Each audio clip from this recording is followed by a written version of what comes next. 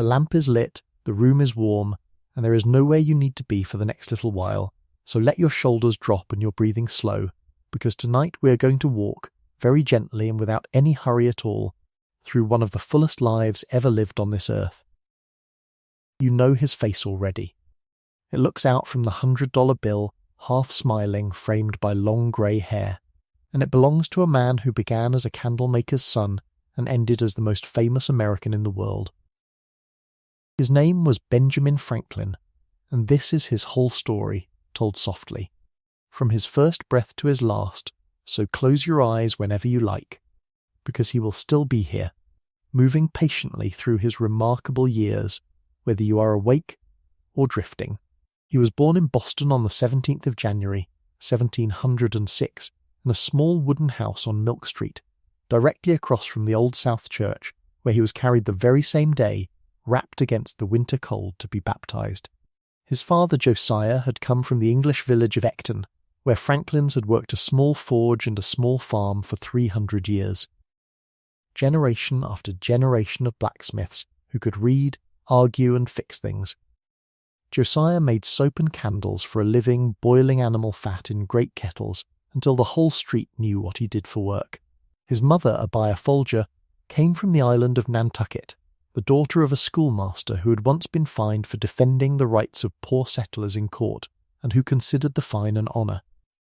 Benjamin was the 15th of Josiah's 17 children, and the youngest son of the youngest son for 5 generations back, which he later liked to mention with a certain amusement,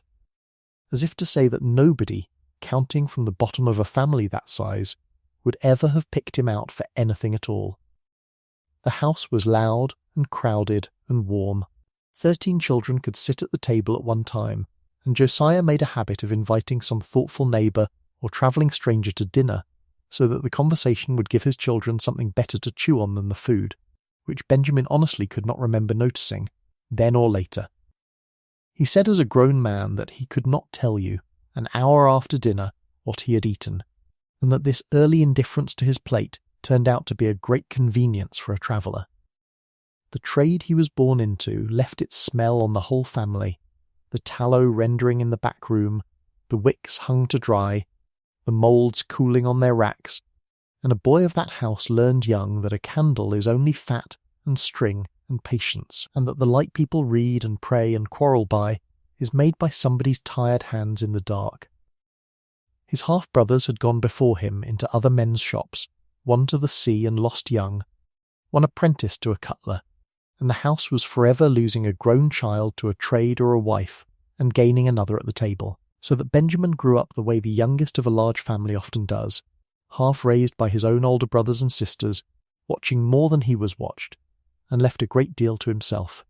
He remembered his father as a man of sound understanding and solid judgment, not learned but wise, with a mechanical genius and a fine singing voice, who would take a violin of an evening and play psalm tunes after the day's boiling was done, and he remembered too that his father had a way,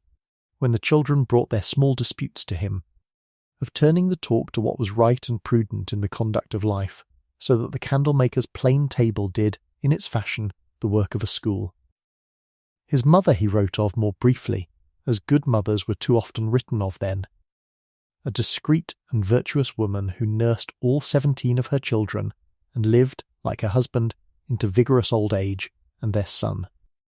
who buried them both and set a stone over them, carved on it that Josiah and Abiah Franklin had lived together in wedlock 55 years, and that without an estate or any gainful employment, by constant labour and honest industry, they had maintained a large family comfortably, and brought up 13 children and 7 grandchildren reputably, and he closed the epitaph with a line to any reader, that from this instance the reader might be encouraged to diligence in his calling, and not despair of a comfortable living. It was the first thing of his ever carved in stone, and it was, already, entirely him. What he did notice were words. He could not remember a time when he could not read. By the age of 8 he was at the Boston Latin School, where he rose to the head of his class and was moved up a grade, and his father began to speak of him as the tithe of his sons, the 1 in 10 offered to the church. A future minister. That plan lasted less than a year. A clergyman's education cost money that a candlemaker with 17 children did not have, and Josiah, watching the boy more closely, may also have quietly judged that a child with that particular glint in his eye was unlikely to be improved by a pulpit. So Benjamin was moved to a plainer school for writing and arithmetic, where he did well at the writing and, he cheerfully admitted, failed the arithmetic, and at 10 years old his schooling ended forever. All the learning that followed, the science, the languages, the diplomacy, the invention, every honorary degree from Harvard, Yale, Oxford and St. Andrews, would be built by his own hands on top of 2 years of formal education. He went to work in his father's shop, cutting wicks, filling candle moulds, minding the store, running errands, and he hated it with a steady, patient, 10-year-old hatred. What he loved was the water. Boston was a peninsula then, nearly an island, and the boy learned to swim early and beautifully, taught himself strokes from an old book, made wooden paddles for his hands and feet to go faster, and once lay on his back in a pond and let a kite pull him a full mile across the water without a single stroke. Which is a sentence worth remembering, because it is the first time in this story that Benjamin Franklin lay back, held a kite string, and let the sky do the work. There was a spell, early on, when the sea nearly had him. His brother Josiah the younger had run off to sea and drowned, and the memory of that loss was the very reason the family watched Benjamin so closely. But the watching only sharpened the wish, for a boy who lives on a wharf and swims like a fish dreams of blue water, the way other boys dream of horses. He organised the neighbourhood children into work gangs, the way he would one day organise grown men into fire companies. And the first recorded public work of his life was a small crime. A salt marsh by the mill pond, where the boys fished for minnows, had been trampled to a bog, and Benjamin, seeing a heap of stones gathered nearby for a new house, led the other boys one evening to carry the whole pile off and build themselves a neat little wharf to stand on, and in the morning the workmen and the boys' fathers found the stones gone and the wharf standing, and the culprits were traced and corrected, and Benjamin's plea that the thing was useful got the honest answer from his father that nothing was truly useful which was not also honest. A sentence the man carried the rest of his days.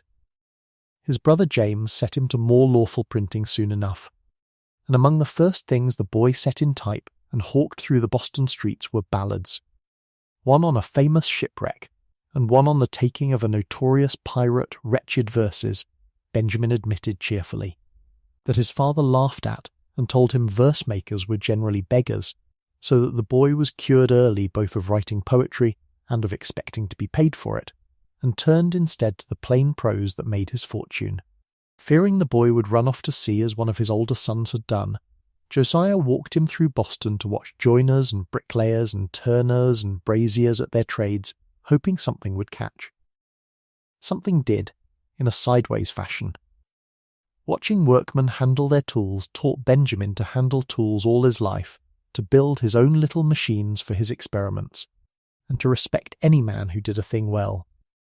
But the trade that finally held him was the obvious one, the one made of words. His brother James had returned from London with a printing press and English type, and in 1718, at 12 years old, Benjamin signed papers of indenture to serve his own brother as an apprentice until the age of 21.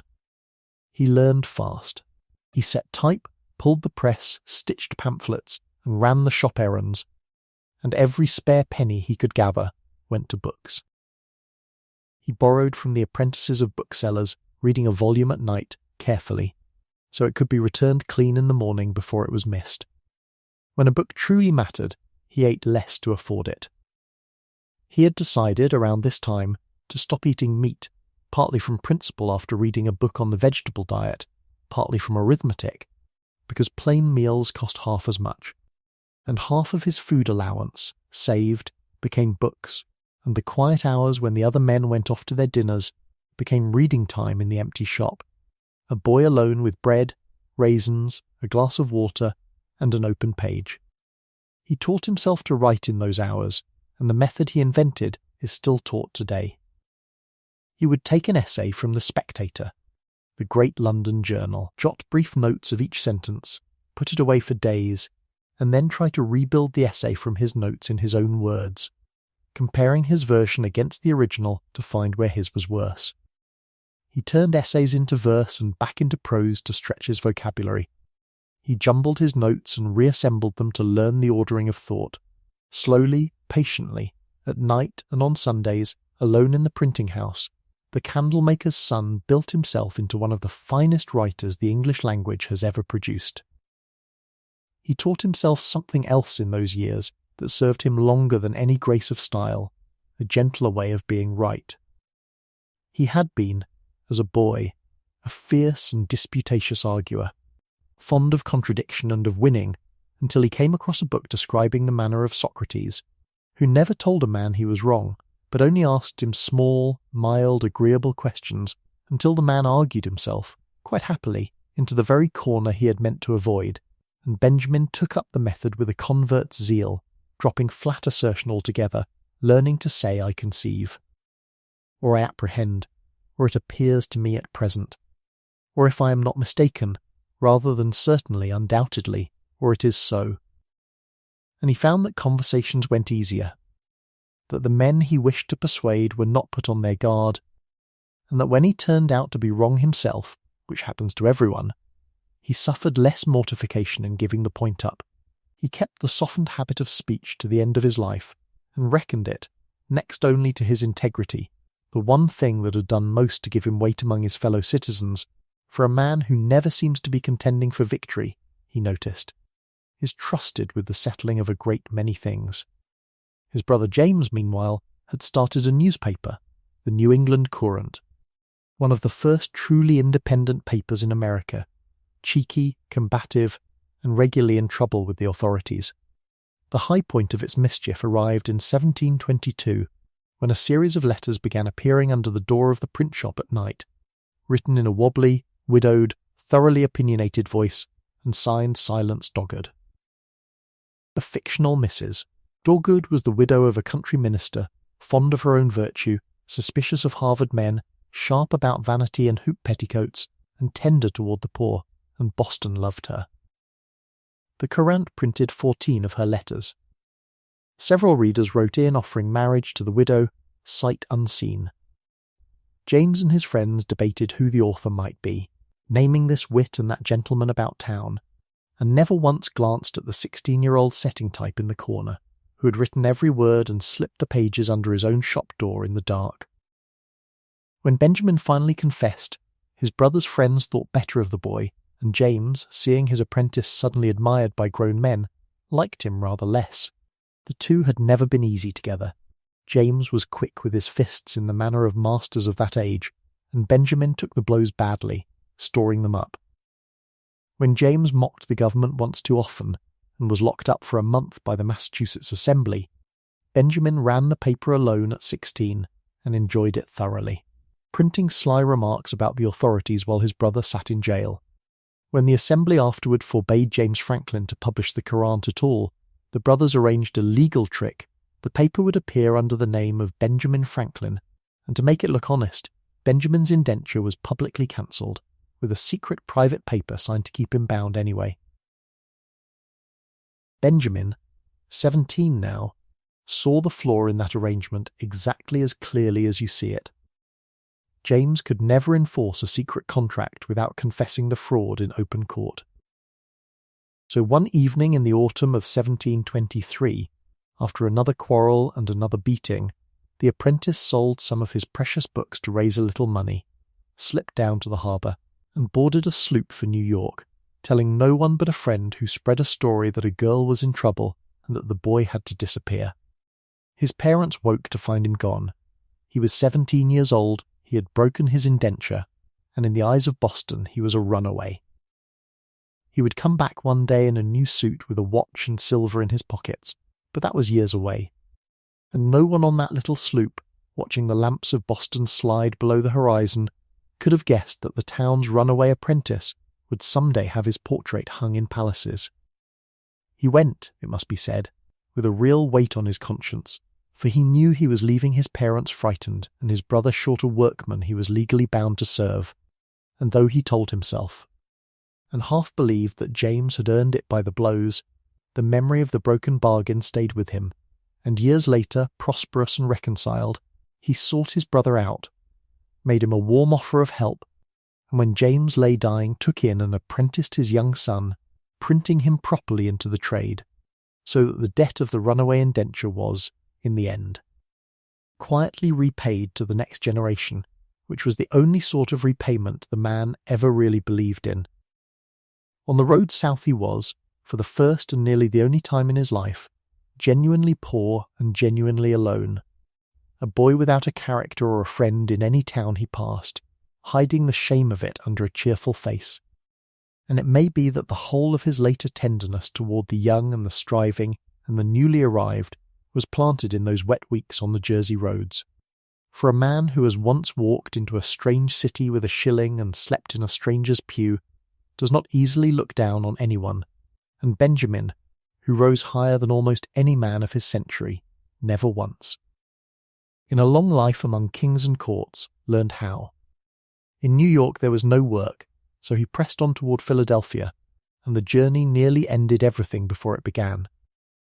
Crossing to New Jersey, a squall shredded the boat's rotten sails and drove her toward Long Island, where a drunken Dutch passenger pitched overboard, and Benjamin hauled him back in by the hair.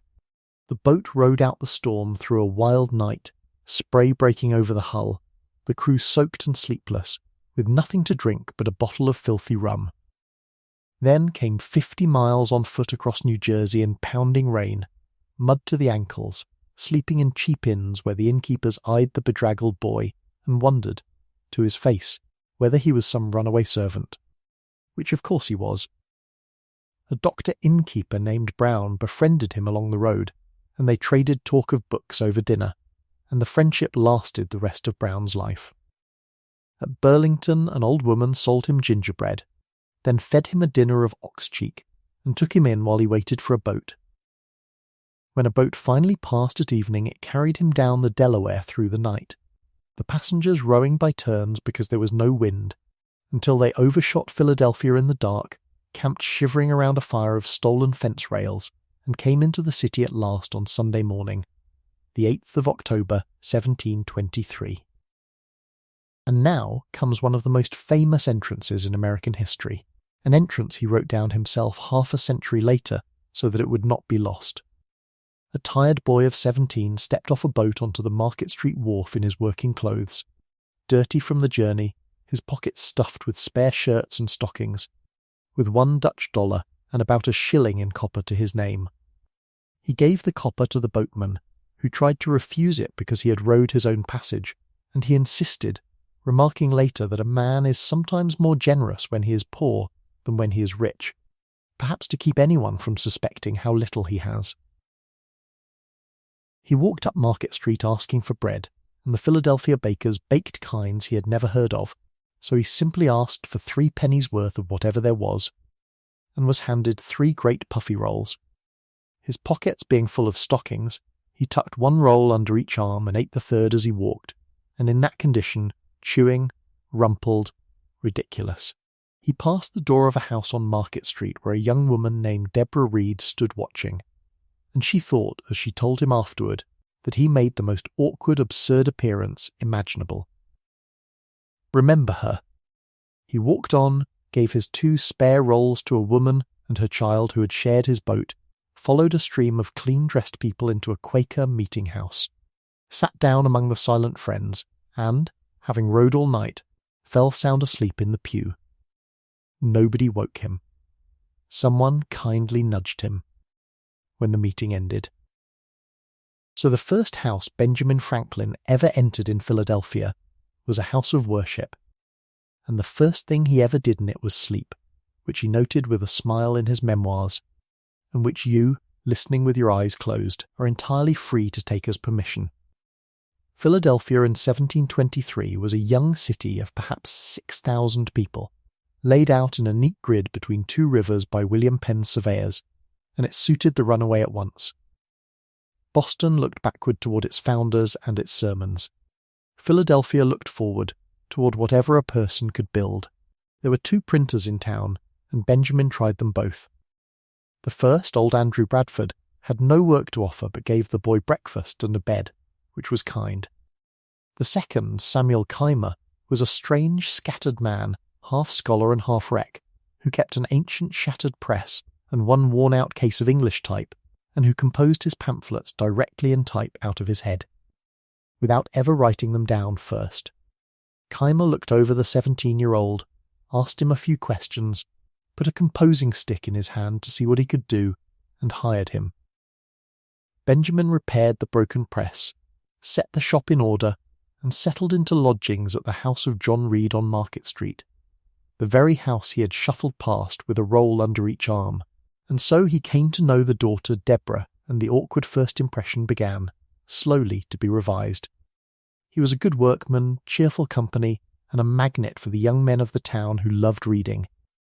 And life might have gone along quietly like that for years if the governor of Pennsylvania had not taken a sudden, glittering, and completely unreliable interest in him. It happened because of a letter.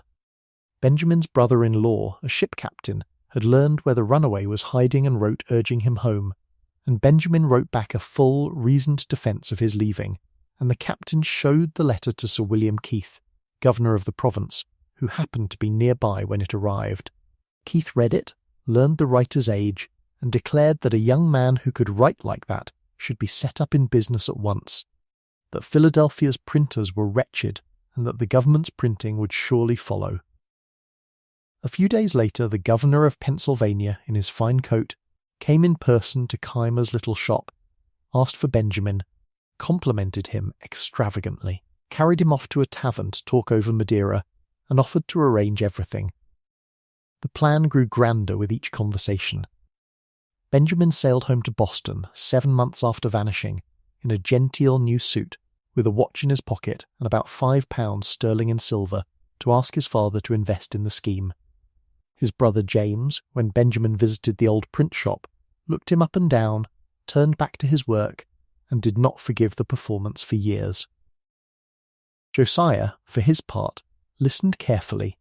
thought it over, and said no, gently and firmly, on the sensible ground that 18 was far too young to be trusted with the management of a business, governor or no governor. He sent his son back to Philadelphia with his blessing, some small gifts, and advice to work hard, avoid lampooning and save his money, and if by the age of 21 he had nearly enough to open a shop, his father would help with the rest.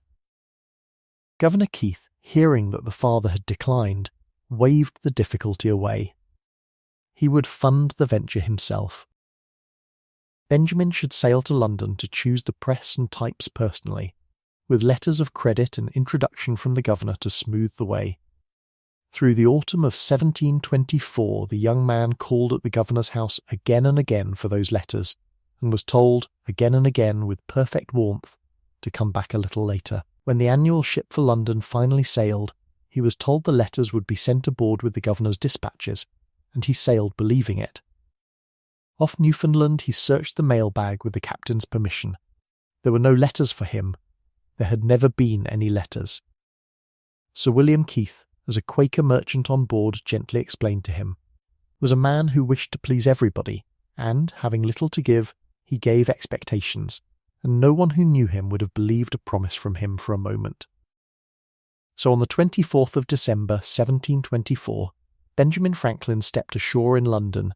18 years old, 3,000 miles from everyone he knew, with no letters, no credit, and very little money. Betrayed by the first great man who had ever noticed him. It says a great deal about him that he did not waste a week feeling sorry for himself. He found work within days at Palmer's, a famous printing house near St. Bartholomew's, and later moved to Watts's, an even greater one, and for a year and a half he lived the life of a young London journeyman, lodging cheaply, seeing plays, buying second-hand books, and quietly astonishing his English workmates. They called him the Water American, because he drank only water while every other man in the press room put away 6 pints of strong beer a day, one before breakfast, one with breakfast, and so on to bed, each man paying 4 or 5 shillings a week for the privilege. Benjamin, carrying a heavy set of type up the stairs in each hand, while the beer drinkers carried one with both, argued patiently that there was more strength in a pennyworth of bread than in a quart of beer, and by his example talked several of them into porridge, and lent money at interest to the rest when their wages ran out, which it usually did, so that the water-drinking vegetarian ended up quietly holding the debts of half the press room. London was the first great city he ever walked in, and it swallowed him and taught him, and very nearly ruined him. He had crossed with a young Philadelphia friend named James Ralph, a clever, charming, penniless man who meant to be a poet and who, once in London, quietly abandoned a wife and child he had left behind and attached himself to Benjamin's purse, borrowing steadily and never repaying, until the friendship came apart over a woman and Ralph vanished owing him £27, a sum the young journeyman never saw again, and set down in his book of youthful errors without much bitterness, having by then learnt that a loan to a friend is often the cheapest way to find out what the friendship was worth. He lodged in Little Britain, near the booksellers, and struck a bargain with a bookseller's widow next door, who kept a lending shelf, and read his way through her stock of an evening, and he took his midday meal at an alehouse where he argued religion with the other young men, and got himself, for a season, a reputation as a freethinker, having printed at Palmer's a rash little pamphlet of his own denying, by a tidy chain of logic, that there was any real difference between virtue and vice, a piece of cleverness he came to regard as one of the true errors of his life, and of which he tried in later years to destroy every copy he could find. He worked hard, and he saw everything, the pantomimes and the players, the wits in the coffee-houses, a demonstration by a doctor who claimed to cure by the laying on of the hand, which the sceptical boy filed away, and he made a friend named Wygate, a fellow printer of some education, and it was Wygate's set of gentlemen, wanting to be taught to swim, who watched Benjamin strip and slip into the Thames and swim the 3 miles down-river with such easy show that the offer to keep him in England as a swimming master was made in earnest. He swam too, and once, on a boat party with friends, stripped off and swam from near Chelsea to Blackfriars, more than 3 miles of the Thames, performing tricks on and under the water as he went, and the performance was talked about enough that a wealthy gentleman later offered to pay him handsomely to teach his sons to swim, and Sir Hans Sloane, President of the Royal Society, invited the young colonial to his house in Bloomsbury to purchase a curiosity he had brought from America, a purse made of asbestos, which went into the great collection that later seeded the British Museum. Somebody even suggested he open a swimming school and stay in England forever, and for a moment he considered it, and the entire history of the United States tilted slightly on the hinge of that moment, and then swung back. What swung it back was a merchant named Thomas Denham, a kind, upright Quaker he had befriended on the voyage over, the same man who had explained Governor Keith to him. Denham was returning to Philadelphia to open a store and offered Benjamin a place as his clerk, with the prospect of being sent out one day as a trader with a cargo of his own. Benjamin was tired of London and fond of Denham in the manner of a son, so in July of 1726 they sailed together. And during the 11-week voyage the 20-year-old did something quietly important. He wrote out a plan for regulating his future conduct, a short private list of resolutions: to be frugal until his debts were paid, to speak the truth in every instance and aim at sincerity in every word, to be industrious in whatever business he took in hand, and to fly no get-rich-quick schemes, and to speak ill of no man whatever.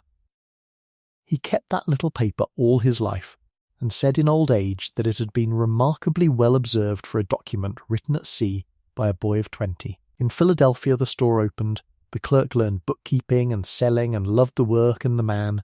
and then, within a few months, both Denham and Franklin fell desperately ill. Benjamin survived his pleurisy, barely, and was almost disappointed to find himself alive, he joked later, since dying is work a man hates to do twice.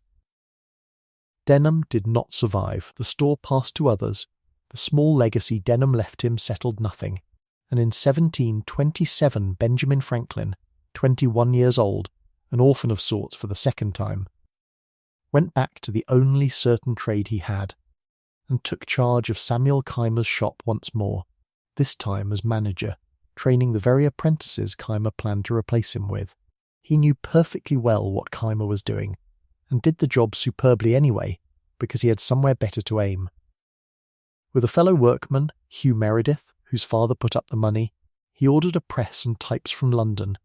and in 1728 the two quietly opened their own printing house in a rented building on Market Street, taking in lodgers to help with the rent. Their first jobs were small, their reputation was not. A prominent citizen named Dr. Baird went about telling people that the industry of that Franklin was superior to anything he had ever seen, that the young printer was still at work when the town came home from its clubs at night, and at work again before his neighbours were out of bed. And the merchants listened, and the work began to come. Benjamin made sure the town saw the industry too, and admitted as much cheerfully. He dressed plainly, went to no idle amusements, never went fishing or shooting, and wheeled the paper he purchased home through the streets himself on a wheelbarrow, so that no one who glanced out a window could miss the sight of a printer who was not too proud to haul his own stock. Appearances, he understood, are a kind of credit. His first real stroke of profit came from a pamphlet and a piece of nerve. Pennsylvania was starved for money in the plain sense, there was too little coin in the colony to carry on trade, and a hot public argument ran on about whether to print paper currency, the wealthy fearing it, the tradesmen and farmers wanting it, and Benjamin, taking the popular side, wrote an anonymous pamphlet on the nature and necessity of a paper currency that was clear enough and sound. Enough to help carry the day, and when the Assembly voted the new money into being, they gave the young printer the job of printing it, a warm and profitable contract that a friend on the inside had steered his way, and he did the work handsomely, and even devised a method of printing the natural veined patterns of leaves onto the bills to baffle the counterfeiters, so that a boy's evenings pressing leaves for the pleasure of it became a public safeguard against fraud. He printed the votes and laws of the government, took over the paper money of 2 neighbouring colonies, opened a small stationer's shop selling paper and ink and legal blanks and soap sent up from his brother's family in Boston, and he bought out his partner Meredith, whose fondness for drink and whose father's failing purse had made the partnership a burden, on generous terms that let the man go west to farm with his goodwill intact, so that Benjamin, at about 24, stood at last as sole master of a shop that owed nothing it could not pay, which for a runaway who had landed with a shilling was a species of miracle he never took for granted. Around this same time, he gathered his friends into something that would outlive them all. In the autumn of 1727, most of the members barely older than himself, he formed a club of tradesmen and clerks, a glazier, a surveyor, a shoemaker, a joiner, copiers and clerks and printers that met on Friday evenings to improve themselves and their town. He called it the Junto. Every member in turn produced questions on morals, politics or science to be discussed, and once every 3 months an essay of his own, and the rules Benjamin drafted required that all discussion be conducted in the sincere spirit of inquiry after truth, without fondness for dispute or desire of victory, and to keep tempers cool. All expressions of certainty were gently discouraged, and small fines were levied on anyone who contradicted too flatly. Out of that little Friday club, over the following 30 years, would come Philadelphia's first lending library, its fire companies, its paper currency arguments, its academy that became a university, its hospital, and a good share of its public works, all seeded by a dozen ordinary workingmen asking each other useful questions over a modest table. It is worth knowing who those workingmen were, because their names have mostly slipped out of the histories, and they were for 30 years the closest thing to a family of the mind that Benjamin ever had. There was Joseph Brightnell, a copier of deeds who loved poetry and natural history and would sit for hours making prints of leaves by pressing them inked onto paper. There was Thomas Godfrey, a self-taught glazier and mathematician who worked out, at about the same time as an Englishman and quite independently, an improvement to the sailor's quadrant for finding a ship's place at sea, only to be cheated of the credit by distance and slowness of post, which taught the club a lesson about how the world hands out its laurels.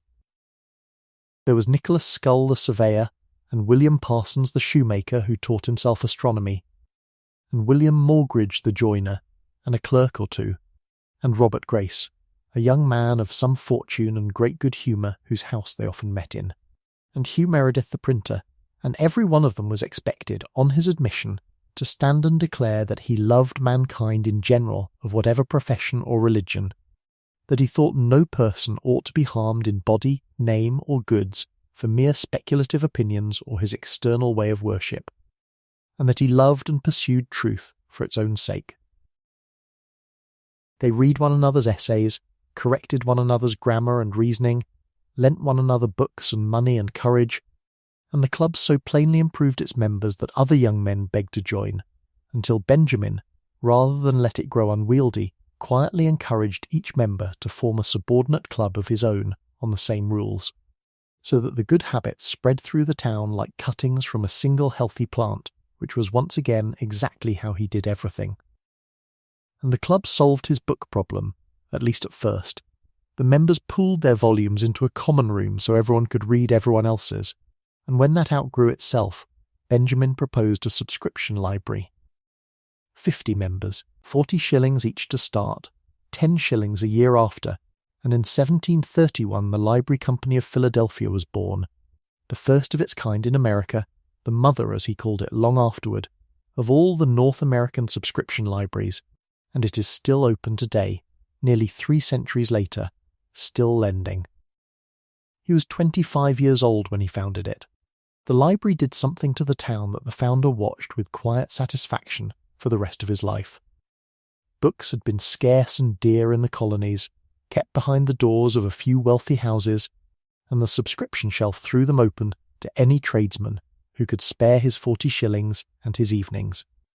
So that within a generation the ordinary farmers and mechanics of Pennsylvania were, he thought, as well informed and as intelligent as most gentlemen of other countries, and readier to stand up for their rights, and he half believed, and liked to say, that the reading his libraries spread through the colonies had done its share to make the men of 1776 the sort of men who would not be governed without their own consent. It taught him a method he used forever after, that the way to get a public good built by private men was to make each of them a small owner of it, a subscriber, a shareholder, a member with his name in the book and a little money at stake, so that the thing became not a charity handed down, but a possession held in common, defended and improved because it belonged to those who used it, and he applied the same simple key to fire companies, to the hospital, to the academy, to the philosophical society, and it turned every time in the same lock. It is worth pausing here, in the quiet, to notice the pattern that has already formed, because it will repeat for 60 more years. When Benjamin Franklin wanted a thing, a book, a skill, a library, a fire company, eventually a nation's independence, his first instinct was never to demand it, and never to wait for it, but to organize it, patiently, sociably, starting with whoever happened to be in the room, and to let someone else take the credit if the thing would move faster that way. He wrote once that the present little sacrifice of your vanity will afterwards be amply repaid, and he lived it. The runaway who had landed with 3 rolls and a shilling now had his own shop, his own club, his own library scheme, and a growing name for honest work, and he was about to acquire a newspaper, a wife, and an almanac that would make him famous in every farmhouse in America. The newspaper came first, and it came by way of a small, satisfying piece of mischief. Benjamin had let slip to a friend his intention of starting a paper. The friend told Keimer, and Keimer, to spoil the plan, rushed out a dreary sheet of his own. Rather than compete with 2 established papers at once, Benjamin wrote a sparkling series of essays under the name of The Busybody for the rival paper, drawing the town's readers away from Keimer's sheet until Keimer, sinking, sold his newspaper for a trifle, and the buyer in 1729 was Benjamin Franklin, 23 years old. He shortened its absurd title to the Pennsylvania Gazette, cleaned up its type, filled it with clear writing, useful intelligence, and flashes of humour, and within a few years it was the most read newspaper in the American colonies. He ran it by a principle he stated plainly and kept to: printers ought not to print everything, and his paper would carry no private libels or personal abuse, no matter what was paid. When an advertiser demanded to know why his item had been refused, Benjamin answered that he had contracted to serve the public with useful information, not to carry anyone's resentments, and that being frequently asked to print scurrilous things, he had generally refused, and had never once regretted it. In an age when most papers lived on venom, the Gazette lived on being worth reading, and it made him, steadily, comfortably, and honestly, a prosperous man. The wife came next, and her story deserves to be told with tenderness, because history has too often hurried past her.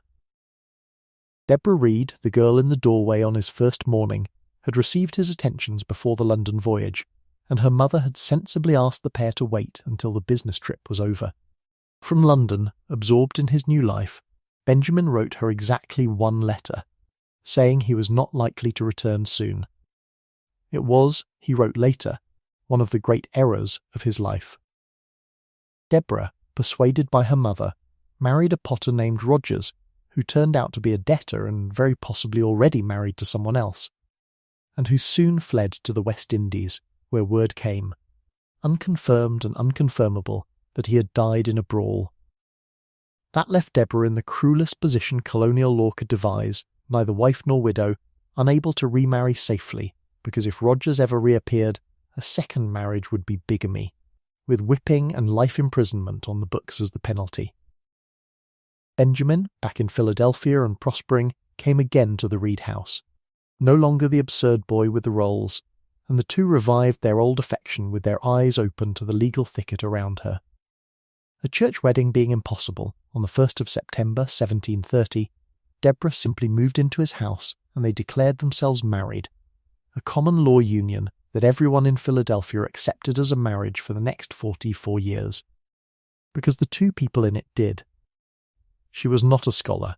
She spelled by ear, feared the ocean, and never once crossed it, and in all the years he later spent abroad, she held the whole enterprise together at home, keeping the shop, selling its goods and its ointments and its rags for paper,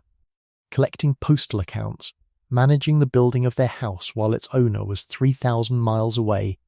and standing off an armed mob from her front hall, which is a story we will come to.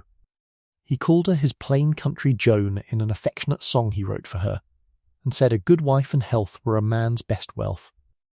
In the working years before the great absences, the two of them ran the enterprise as a single machine, he at the press and the pen,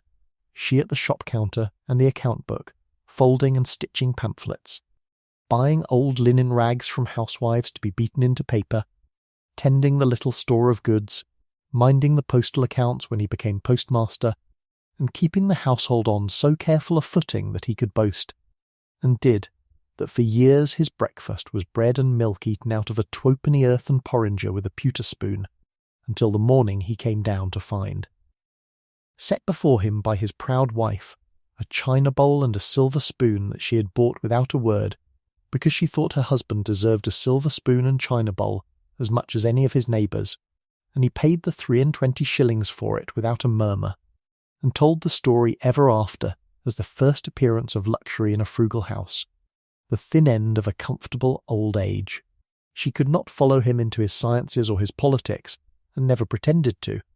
but she guarded what he built with a fierceness that showed itself plainly the night the mob came, and he knew, across an ocean and across the years, that whatever else failed, the house on Market Street and the woman in it would hold, and it was among the heaviest of his private sorrows that he was 3,000 miles away when she needed him, and was still 3,000 miles away when she died. Into that household came the children. First William, whose mother's name Benjamin never recorded and guarded to the end of his life, raised by Deborah in the house from infancy, a bright boy who would grow up at his father's side, hold the kite string with him in the storm, and break his heart in the Revolution. Then, in 1732, Francis Folger Franklin, called Frankie, a child of such liveliness that hardened neighbours doted on him. And much later, in 1743, Sarah, called Sally, who would grow into her mother's steadiness and nurse her father at his end. Frankie's story is short, and it marked his father forever. In the autumn of 1736, epidemic smallpox moved through Philadelphia. Inoculation, the deliberate giving of a mild case to protect against the deadly one, was new, controversial, and frightening, and Benjamin supported it in his paper. He intended to inoculate Frankie as soon as the boy recovered from a lingering illness of the bowels. The disease arrived first. Francis Folger Franklin died of smallpox on the 21st of November, 1736, aged 4. A rumour spread that the child had died of the inoculation itself, and the grieving father did an extraordinary thing. He took to his own newspaper and stated the facts plainly, that his son had received the distemper in the common way, that he had not been inoculated because he was ill, and that the father was writing this because the false report might frighten other parents away from a practice that saved lives. Nearly half a century later, an old man in his 80s, he wrote that he still could not think of the boy without a sigh, and advised parents everywhere to protect their children. On the child's gravestone the parents put 4 words, "The delight of all that knew him." Take a breath there. The story turns lighter now, as his did, because grief in that house was folded into work. In 1732, under the name Richard Saunders, a henpecked stargazer who claimed he wrote almanacs chiefly because his wife Bridget threatened to burn his instruments if he did not earn something with them, Benjamin published the first Poor Richard's Almanac, and for 25 years the little yellow pamphlet went out every autumn, 10,000 copies a year at its height. One for roughly every 100 souls in the colonies, tucked beside Bibles on farmhouse shelves from New England to Georgia. It carried the calendar, the tides, the weather guesses, the court dates, and threaded through the margins the sayings, some borrowed and sharpened, some minted fresh, that would become the folk voice of America. Early to bed and early to rise makes a man healthy, wealthy, and wise. 3 may keep a secret if 2 of them are dead. Fish and visitors stink in 3 days. Well done is better than well said. Little strokes fell great oaks. He that lies down with dogs shall rise up with fleas. Haste makes waste. In 1758 he gathered dozens of the sayings into a single speech by a character called Father Abraham, an old man lecturing a crowd at an auction on industry and thrift, and that preface, reprinted as The Way to Wealth, became one of the most widely reproduced texts of the century, translated into French, Italian, German, and eventually dozens of languages. Quoted by schoolmasters and bankers who never suspected the author, found Father Abraham a little tiresome himself, which is why the crowd in the story listens to the whole sermon on frugality, and then, the auction opening, buys extravagantly anyway. The little book carried more than proverbs. Threaded through 25 years of it was a whole quiet philosophy of the ordinary life, aimed squarely at the striving tradesman the young Franklin had been, that time is the stuff life is made of and must not be wasted, that a small leak will sink a great ship, that creditors have better memories than debtors, and that it is easier to keep out of debt than to climb out of it, that he who goes a-borrowing goes a-sorrowing, and that the borrower is a slave to the lender and the debtor to the creditor, and he meant it as more than counsel about money.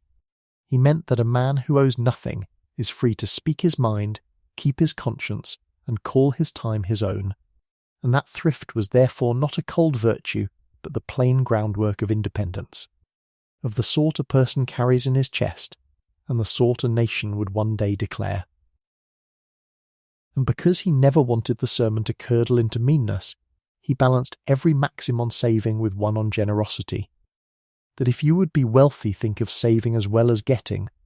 but also that when you have got the first £100 it is easier to get the second, and that a good example is the best sermon, and he lived the balance visibly, careful in his own house and open-handed in the town, so that the man who preached the penny saved also gave away every invention he ever made, and left, at his death, a fund to lend money to young men who had nothing, at the gentlest rate the law allowed. During these same years he undertook, privately, the strangest and most Franklin of all his projects, the bold and arduous project, as he called it, of arriving at moral perfection. He made a list of 13 virtues: temperance, silence, order, resolution, frugality, industry, sincerity, justice, moderation, cleanliness, tranquillity, chastity, and humility. The last added after a Quaker friend kindly informed him he was generally thought proud. And he ruled a little notebook with a column for each day and a line for each virtue, and gave each virtue a week of special focus, marking every fault with a small black spot, cycling through the whole course 4 times a year, like a gardener, he said, who does not attempt all the weeds at once.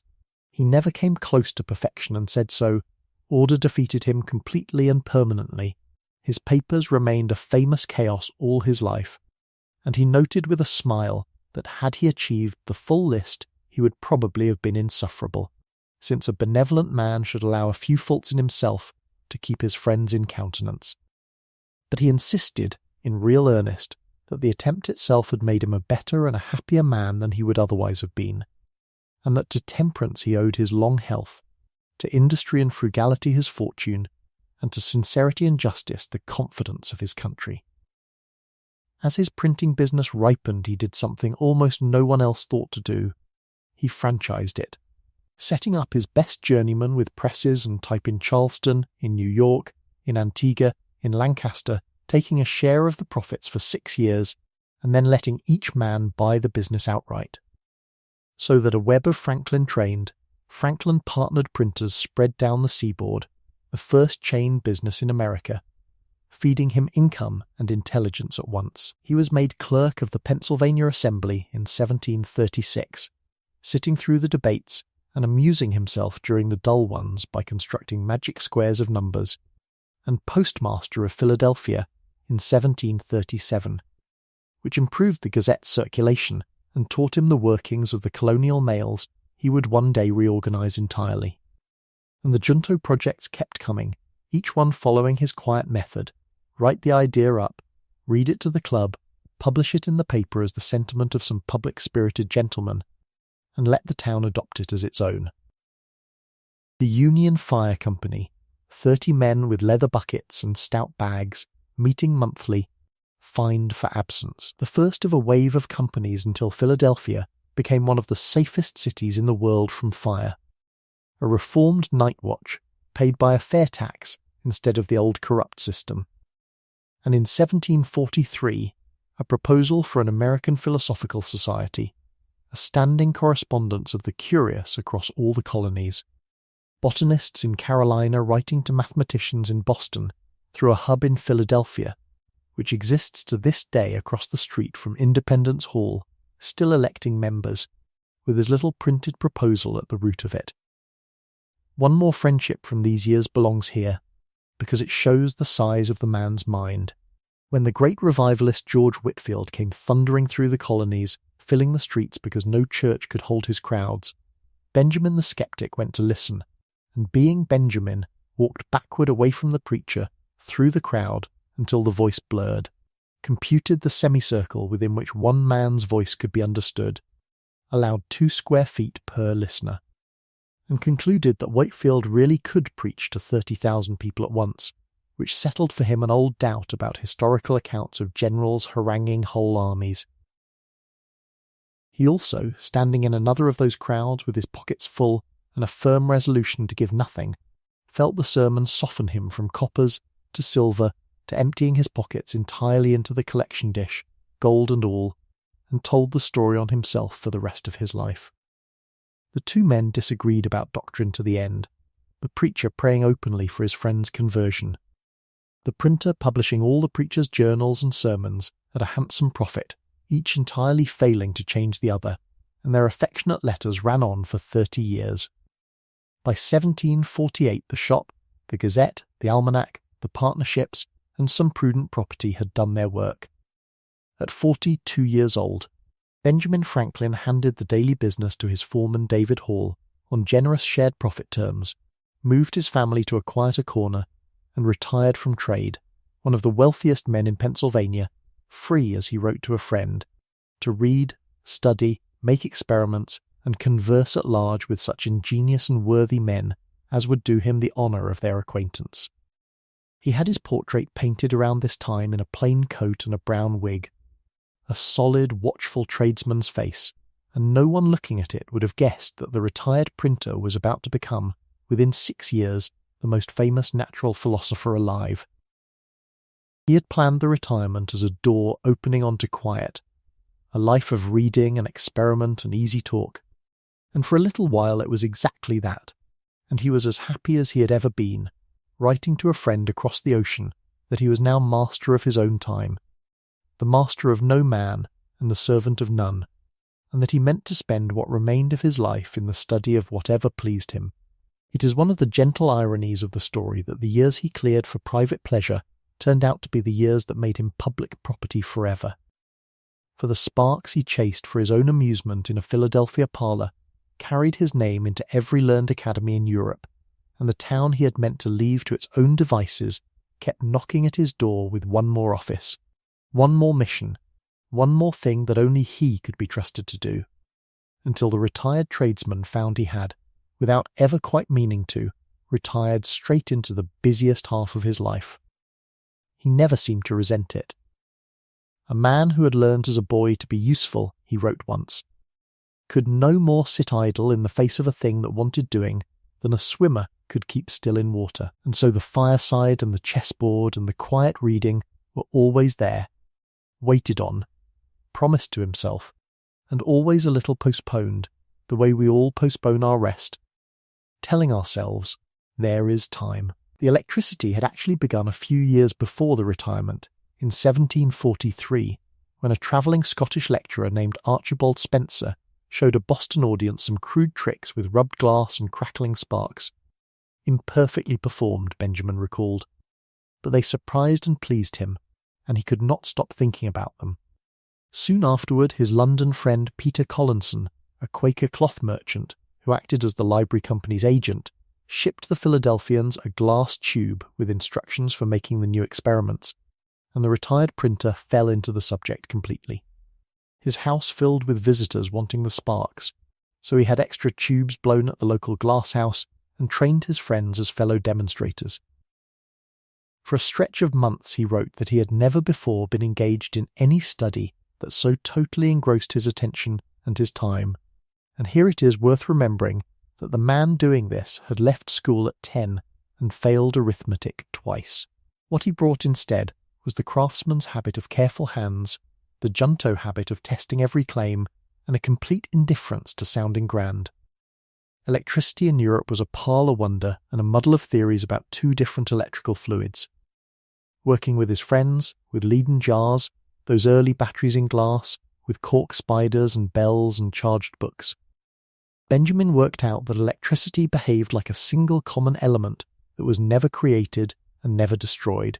only moved from one body to another, so that what one body gained another lost, in perfect balance. He needed words for the two states, found none and coined them, positive and negative, plus and minus, and while he was at it gave the science battery, conductor, charge, discharge, armature and electrician words invented in a Philadelphia parlour that are still used in every laboratory and every phone repair shop on earth. He noticed that pointed metal drew off electrical fire quietly at a distance, while blunt bodies took it as a violent spark. He killed a turkey with an electrical jolt for a picnic, knocked himself flat twice by accident, once taking through his own arms and body a stroke he had prepared for the turkey, and reported with a laugh that at this rate the experimenters would learn mostly what to avoid. The instrument at the centre of all this wonder was a thing called the Leyden jar, a glass vessel lined inside and out with foil that could store a charge and give it back in a single startling jolt, and no one in Europe or America quite understood why it worked, only that it did, and that its shock could knock a strong man down and travel through a ring of joined hands to jolt a whole company at once, which was a favourite parlour amusement of the age. Benjamin took the jar apart in his mind and in his hands until he understood it, showed that the charge lived not in the water inside, as everyone assumed, but in the glass itself, between the two coatings,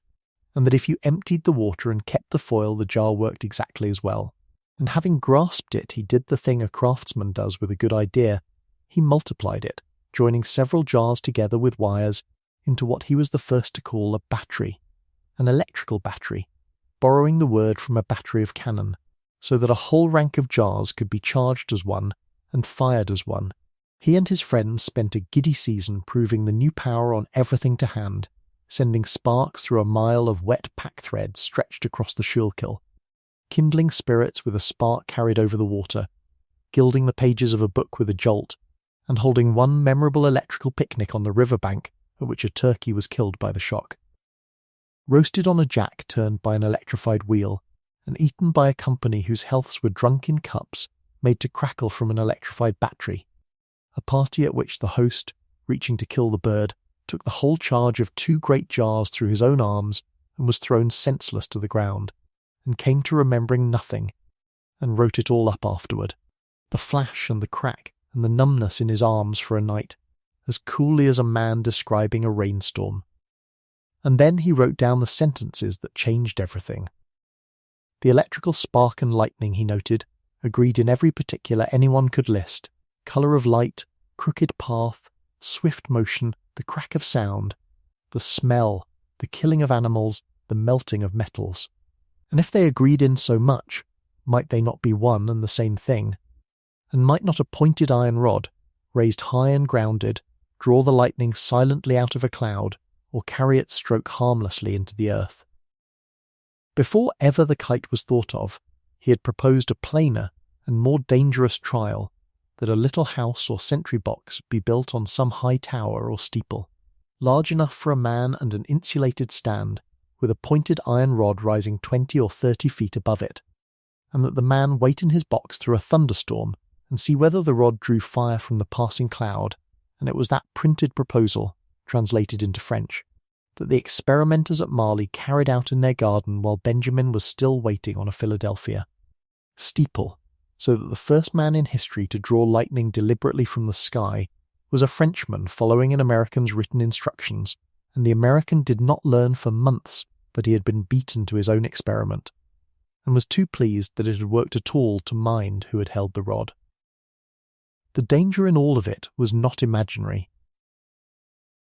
Within a year or two, a careful German professor in St. Petersburg, repeating the trials, was struck dead by a bolt that leapt from his rod to his head, the first martyr of the new science, and Benjamin, reading of it, was sobered but not stopped, and only redoubled his warnings that the experimenter must keep himself grounded and out of the direct path, and that the rod on a house must run without a breakdown into the wet earth, so that the fire would choose the iron and not the wall, and pass through and be swallowed by the ground with no one the worse. He sent the letters to Collinson, who read them to the Royal Society in London, where they were at first laughed at.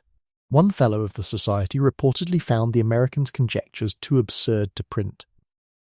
Collinson had the letters published as a small book instead, Experiments and Observations on Electricity, and the book crossed to France, where the naturalist Buffon urged a translation, and in May of 1752, in the village of Marly near Paris,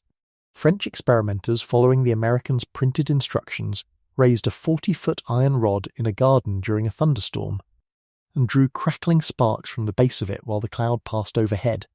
and the news ran through Europe like a shock from one of his own jars. The King of France sent his personal compliments to Mr. Franklin of Philadelphia. Benjamin, who did not yet know any of this had happened, was waiting for the spire of Christchurch to be finished so he could try the experiment himself. And in June of 1752 he grew tired of waiting, took a silk handkerchief, 2 crossed sticks of cedar, a sharp-pointed wire, a length of twine with a key tied at the end, and a silk ribbon to hold, and went out to a field with a shed in it, telling nobody but his son William, then a tall young man in his early 20s, who helped him run the kite up as a storm came over. For a long while nothing happened, and the two of them stood under the shed roof in the rain smell, the kite small against the black sky, and the father was near giving up when he saw the loose threads of the twine stand stiffly up, bristling like the hair on a startled cat, and he put his knuckle to the key and felt the unmistakable prickle and snap of an electric spark, fire from the sky, running down a wet string into a brass key in a man's hand, exactly as the printed letters had promised. He charged a Leyden jar from the key to make it certain. Then, being who he was, he did not announce a triumph. He published, that October, a short practical paragraph in the Gazette, describing how anyone might repeat the experiment safely, and an almanac note explaining how to protect houses. And it has to be said plainly, because it is the heart of the whole story. He never patented the lightning rod, as he never patented the stove he had invented 10 years earlier, or anything else he ever made. Writing that as we enjoy great advantages from the inventions of others, we should be glad of an opportunity to serve others by any invention of ours, and this we should do freely and generously. The stove deserves its own sentence here. The open fireplaces of the age sent most of their heat up the chimney and filled rooms with smoke and draughts, and his iron fireplace, designed in 1742 and given away just like everything else, drew the smoke through channels and radiated the warmth back into the room, so that a family could sit comfortably farther from the fire on less wood, and versions of the Franklin stove still warm cabins today. Honours now fell on him faster than he could acknowledge them. Harvard and Yale, which he had teased so mercilessly as Silence Dogged, made him a Master of Arts within weeks of each other. William and Mary followed. The Royal Society elected him a Fellow and awarded him the Copley Medal, its highest prize, the first ever given to anyone living outside Britain, and later St Andrews in Scotland made him a Doctor of Laws, and Oxford confirmed it, so the printer with 2 years of schooling ended his life as Dr. Franklin, and the title was earned by kite string. Whole towns in Europe raised his rods over their churches and powder magazines,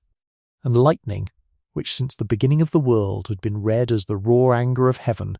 became, within a single generation, a natural motion of fire that a householder could quietly lead into the ground with sixpence of iron,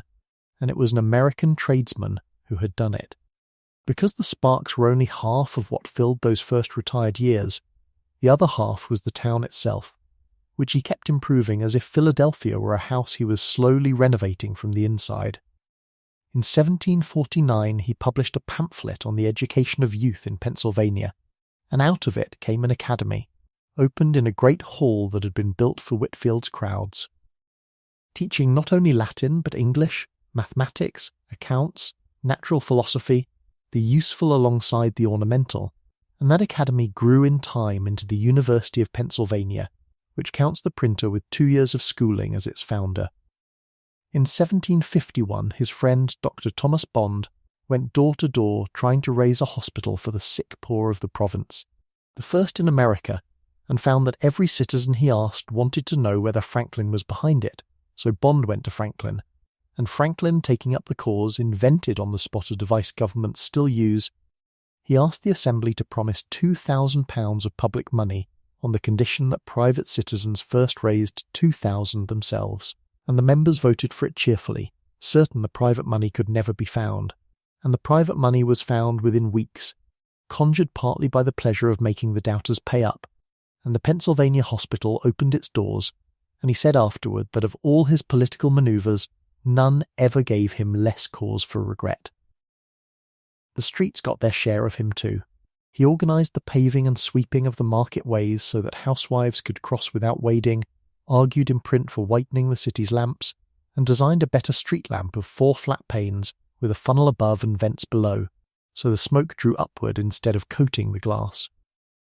And the globes that went dark with soot by midnight in London burned clean in Philadelphia until morning, and if you have ever walked a lit street at night without thinking about it, you have been inside one of his projects. He kept a rule about all this building that explains how one private man got so much done. He presented every scheme as the work of a number of friends, never of himself, and when others took the credit he let them keep it.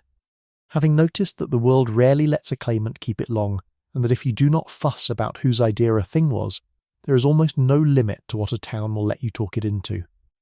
His days in this stretch had a shape he had designed years before in his little virtue book, and never entirely kept, up at 5, the morning question, "What good shall I do this day? Work till noon." Dinner and the accounts, work again, then supper, music, conversation, and the evening question, "What good have I done today?" and bed by 10. An ideal he described honestly as a thing he fell short of and kept aiming at, like the man in his story who took his dull axe to the smith to be ground bright all over and, tiring of turning the wheel, decided at last that he liked a speckled axe best. Many people, he wrote, give up their struggles that way, deciding a speckled axe is best, and the sentence forgives every one of us listening in the dark, and forgave its author too. If this warm, slow history is helping your eyes grow heavy, you are welcome to subscribe to the channel before you drift off, so that another life will be waiting by lamplight when you need one. And now settle back down, because the philosopher is about to be pulled, almost against his will, into politics. Pennsylvania made him a member of the Assembly in 1751, the same year his book on electricity appeared, and he found he liked public business, the committee work, the drafting, the patient arithmetic of getting men to yes. He and a partner were appointed joint deputy postmasters general for all the colonies in 1753, and he did for the mails what he did for everything. Rode hundreds of miles inspecting post roads, set milestones, organised the accounts, cut the delivery time between Philadelphia and New York to a single day, opened the mails to newspapers of every opinion equally, and turned the first profit the American post office had ever produced. He rode the roads himself to see how the thing truly worked, timed the riders, moved the offices where the traffic wanted them, ordered that the mail travel by night as well as by day in summer, so a letter from Philadelphia might reach Boston, and an answer come back within 3 weeks where it had taken 6.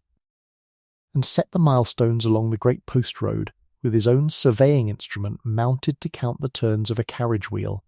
so that a traveller on the Boston road, seeing the numbered stones tick by, was reading, without knowing it, the careful arithmetic of a printer who believed that a country held together by nothing else could at least be held together by its letters. He opened the mails to every newspaper on equal terms, refusing to let the post become a weapon in the hands of one printer against another, as it had been under his predecessor, who had barred rival papers from the riders' bags, and he understood, earlier than almost anyone, that a spread of cheap and honest information from one end of the colonies to the other was itself a kind of nation. Building that men who read the same news and traded the same letters would come, in time, to think of themselves as one people, and that a post office was therefore not a convenience only, but a quiet act of union. Travelling the colonies, he began to see them as one thing, which almost nobody did then. In 1754, with a French and Indian war gathering, delegates from 7 colonies met at Albany,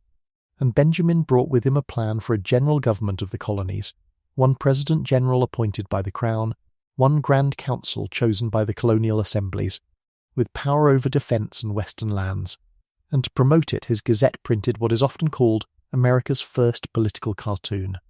a snake cut into pieces, each piece labelled for a colony, over the words "Join or Die." The Albany Congress adopted his plan. Every single colonial assembly then rejected it as giving up too much local power, and the Crown disliked it as too democratic, and he observed dryly that when everyone rejects your plan from opposite directions, it was probably about right.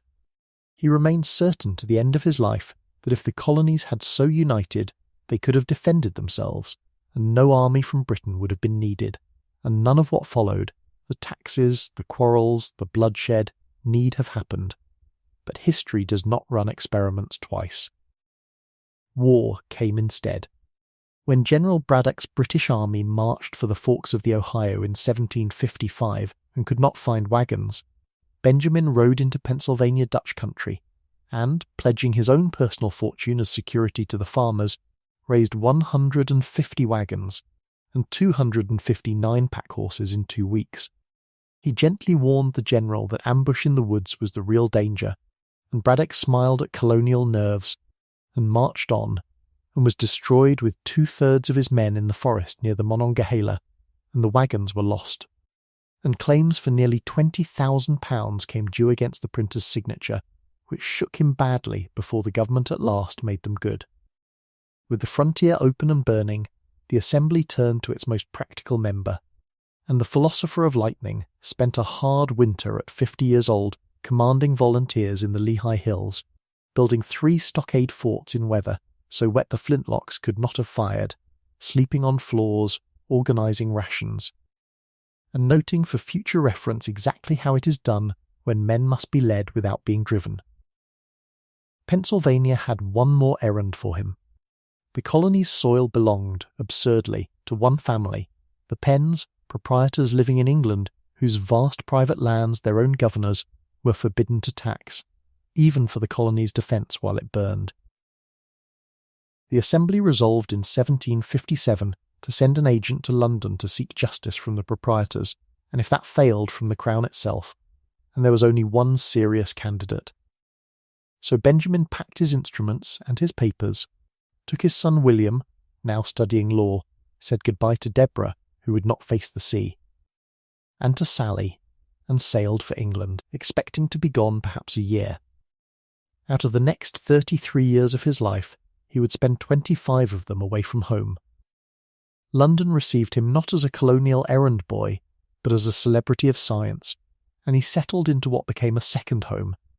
4 rooms in a tall house at No. 7 Craven Street, just off the Strand, kept by a widow named Margaret Stevenson, who looked after him for the better part of 18 years with a care that his letters repay in warmth, and whose clever daughter Polly became one of his dearest correspondents for the rest of his life. The sort of friend to whom he wrote about waterspouts, insects, moral algebra, and whatever else was fizzing in his head that week. The house on Craven Street became a small workshop of his curiosity through all the London years. He fitted up a room with his electrical apparatus and his books, kept a set of glasses and instruments about him, and there, between the tedious rounds of the proprietor business, he tinkered at whatever caught him. He designed a phonetic alphabet, a reformed spelling with new letters for the sounds the ordinary alphabet muddled, and taught it, half in play, to Polly Stevenson, the 2 of them exchanging letters in the strange new script to test whether it could be read, and though the world never took it up, the impulse behind it, that ordinary things should be made plainer and more useful, was the same impulse behind his stove and his lamp and his library. He studied why the chimneys of the house smoked and cured them, worked out a damper for the fireplace, measured the way heat moved through metal by holding rods of different stuffs to the fire with wax marks on them and watching which wax melted first, and answered Polly's questions on the tides, the barometer, why the sea was salt, and why a cold wind followed a warm rain always in the same tone, as if the largest questions in nature were the most natural things in the world for a young woman to want answered, which, from him, they were. He kept his mornings for the air bath and his evenings for company, dined easily among the printers, philosophers, and dissenting ministers of London who were his true countrymen of the mind, and grew so fond of the Stevensons that he called Craven Street a second home without any strain in the words. And when at last the break with England came, it cost him, among the larger griefs, the plain daily loss of that house, and that tea-table, and that clever girl at the other end of it. He drank his morning tea with the Stevensons, bought Deborah and Sally silks and tablecloths in the London shops, and shipped them home with fond inventories, and pressed on with the endless proprietor business, which went slowly and coldly. Thomas Penn he came to despise after the proprietor, disputing the colonists' rights, smiled and referred the assemblyman back to the small print of his father's charter, and the feeling was mutual, Penn writing privately that Franklin should be watched. It took 5 years of memorials, hearings, and patient pressure to win even the narrow point, a ruling that the proprietor's surveyed estates could be taxed like everyone else's, but he won it. Around the edges of the work he lived one of the happiest stretches of his life. He toured England with his son, visited the ancestral village of Ecton and copied his family's names out of the parish register, watched the great water works at Spartowns, and in Scotland spent what he called 6 weeks of the densest happiness of his life among the philosophers of Edinburgh and St Andrews. He invented in these years the glass harmonica, a nested set of spinning glass bowls played with wet fingers, giving the pure singing tone of a wine-glass rim to a full instrument, and it became a genuine craze. Marie Antoinette took lessons on it, and Mozart and Beethoven both composed for it, so that a man with no musical training added an instrument to the orchestra between diplomatic appointments. When the mission ended he lingered, and one senses in the letters how hard England pulled at him, the conversation, the Royal Society dinners, the friends, and he sailed home in 1762 half, promising to come back for good. and on the voyage wrote to a friend that America was an old story to him and he was going home only to settle his affairs. What waited at home rearranged him. His son William, to general astonishment, had been appointed Royal Governor of New Jersey at about 30, the candlemaker's grandson now the king's man in a province, and father and son were for a while yet proud of each other. Sally was grown. Deborah had managed everything. Benjamin rode more than 1,000 miles inspecting post offices, began building at last a proper house of his own on Market Street, in the courtyard where his grandchildren would one day play, and was drawn straight back into Pennsylvania's quarrels. They were ugly that season.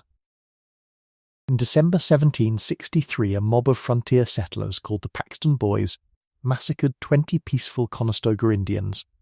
men, women, and children who had lived quietly under Pennsylvania's protection for 90 years, and when the survivors were sheltered in Lancaster's workhouse, the mob broke in and finished them. And then hundreds of armed men began marching on Philadelphia itself to kill the Christian Indians sheltering there. Benjamin published a furious pamphlet, naming the killings plain murder and writing that the only crime of the victims had been the colour of their skin, and when the marchers reached Germantown it was Franklin whom the governor begged to go out and meet them, and he rode out with 3 others and talked the armed column into turning around, sending their grievances in on paper instead. He remarked afterward, wryly, that within a few weeks he had been a common soldier, a counsellor, and a kind of dictator, and would now subside into plain Benjamin Franklin again.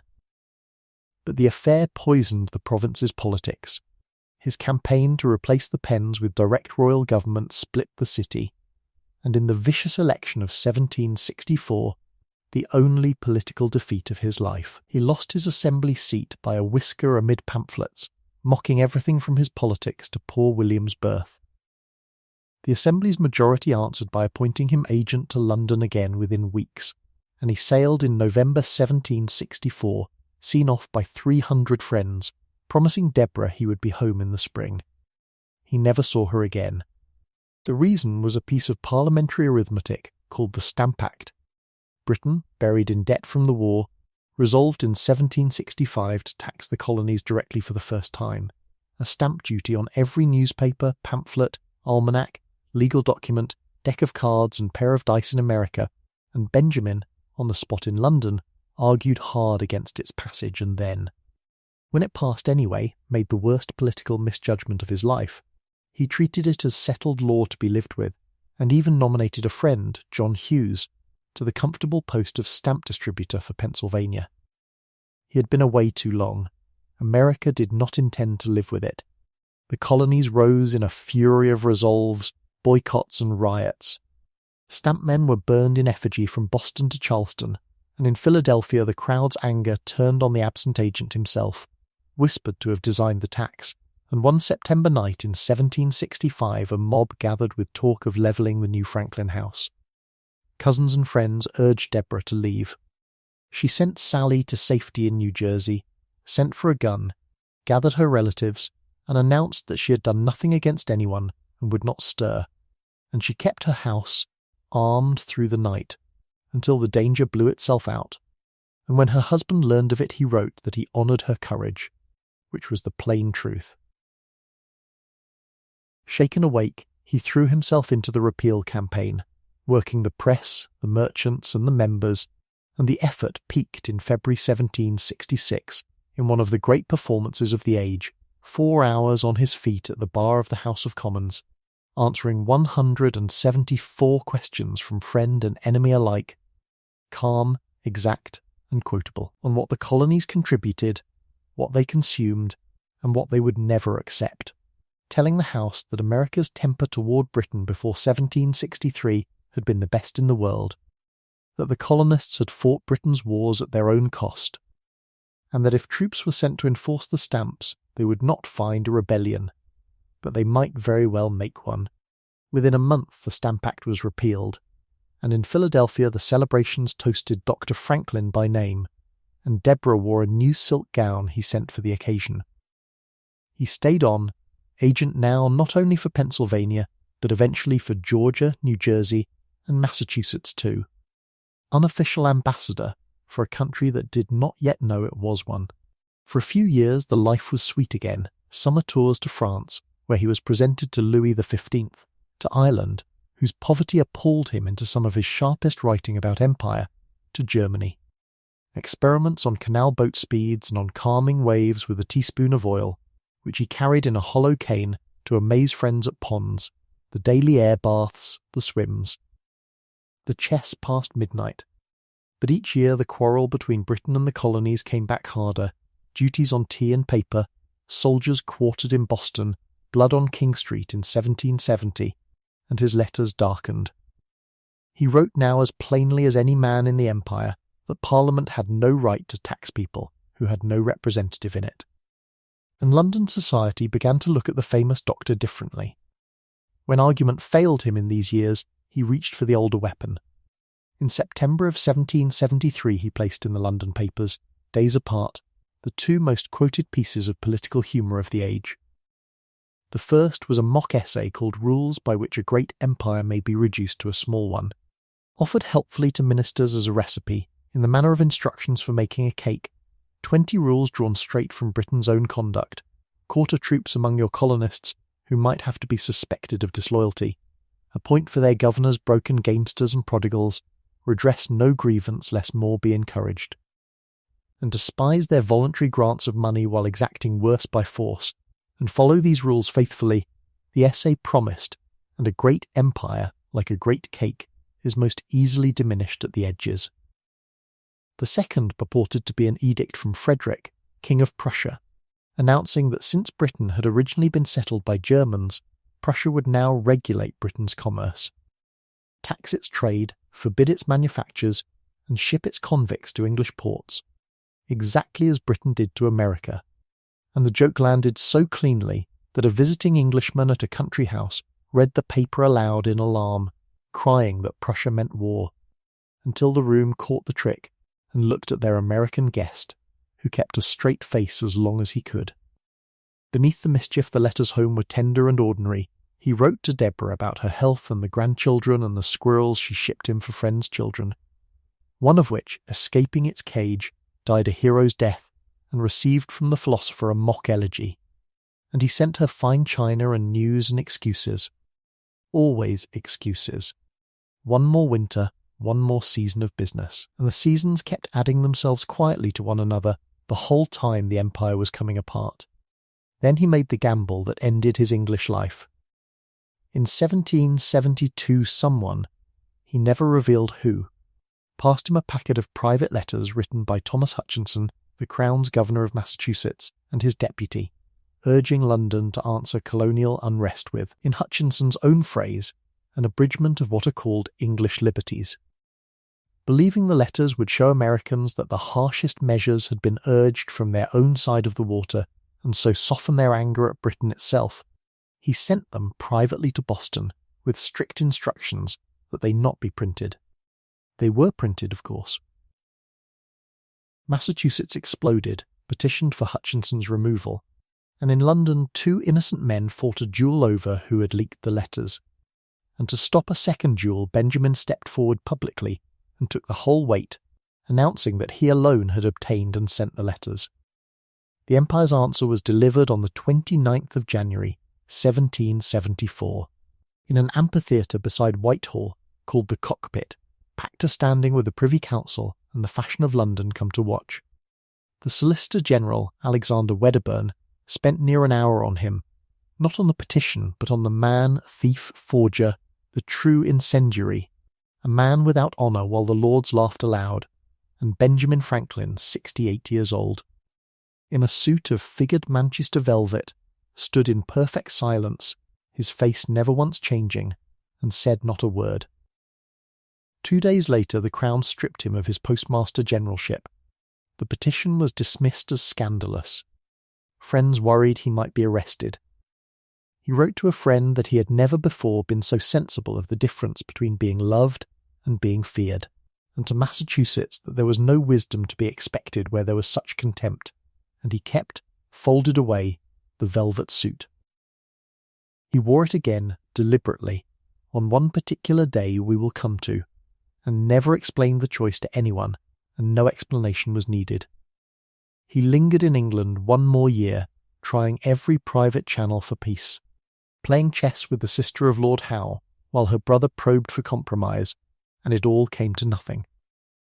In December 1774, across the ocean, Deborah Reed Franklin suffered a stroke and died,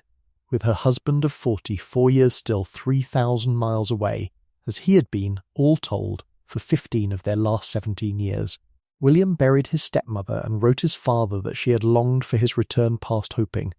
In March of 1775 the old man closed up Craven Street and sailed for home, and somewhere in mid-Atlantic, while he measured the temperature of the Gulf Stream over the ship's rail with a long line and a thermometer, because grief never once stopped him from taking data. The news was travelling the other way past him in the dark, that on a green in Lexington, Massachusetts, on the 19th of April, the King's troops and the colonists had finally fired on one another, and men were dead, and the war had begun.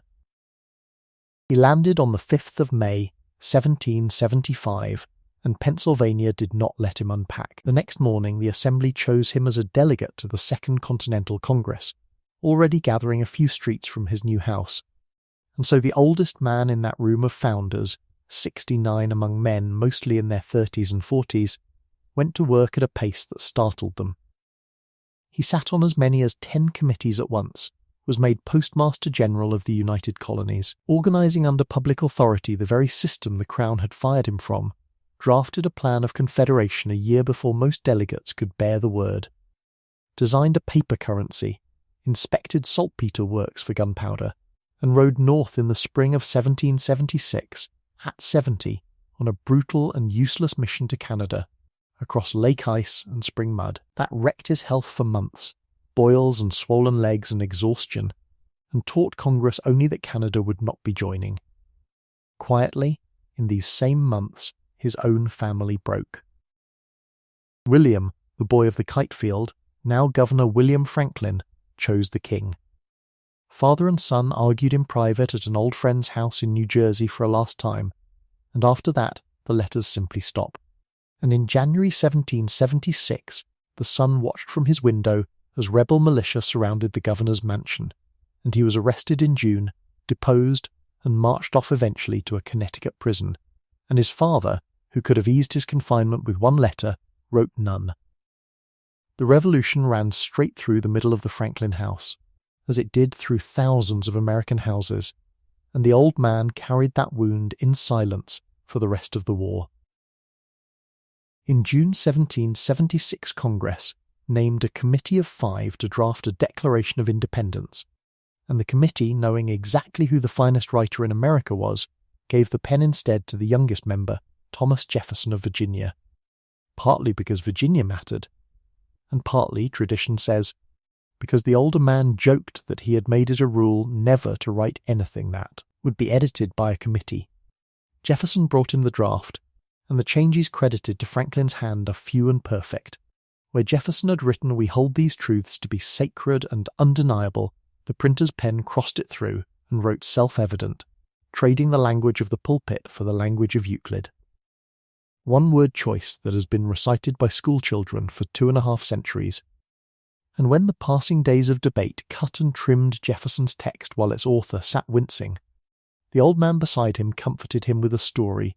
as he comforted everyone with stories, about a hatter who designed a signboard reading "John Thompson, hatter, makes and sells hats for ready money," and whose friends edited it word by helpful word until the sign read only the man's name over the picture of a hat, and the moral, delivered with a smile while the greatest political document of the age was being edited around them, was that this is simply what happens to writing, and the thing survives. On the 4th of July it passed. At the signing, the story goes, John Hancock urged that they must all hang together,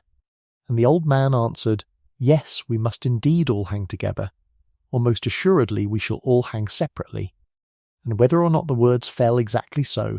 every man putting his name to that parchment understood them to be the literal truth, none more clearly than the eldest, who had the most comfortable life in America to lose.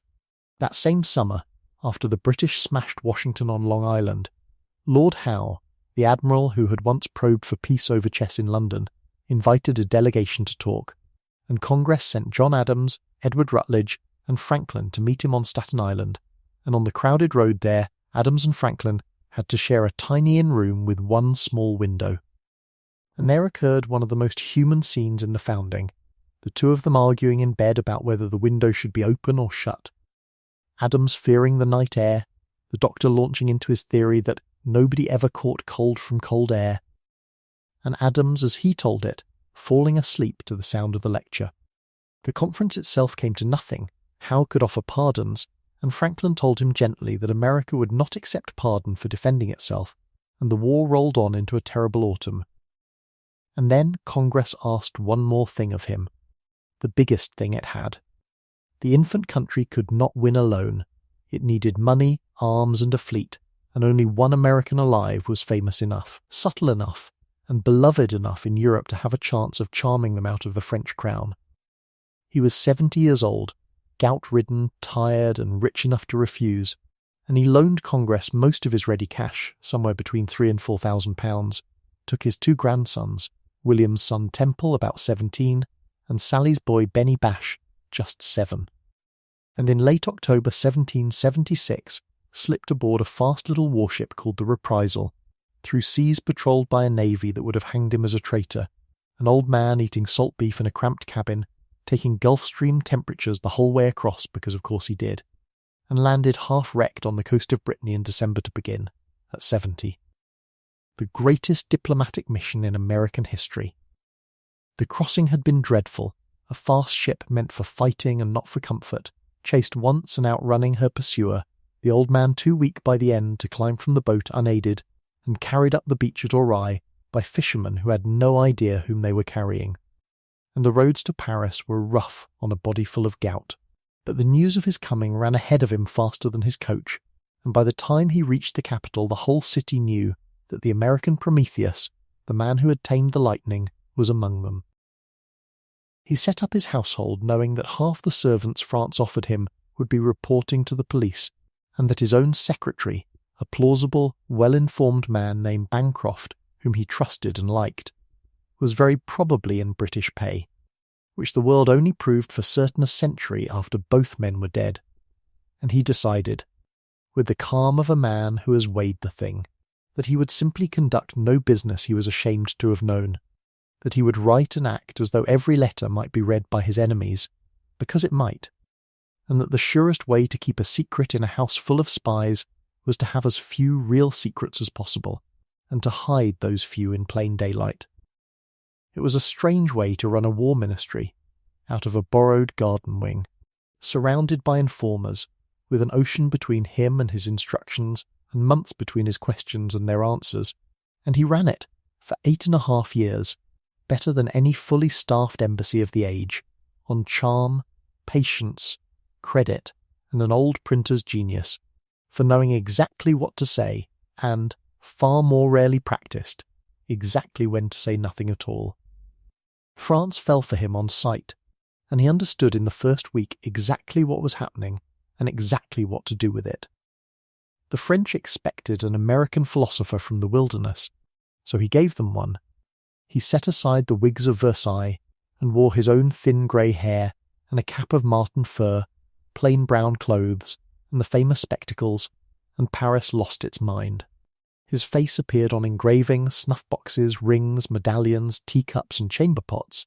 Ladies arranged their hair in towering imitation of his fur cap,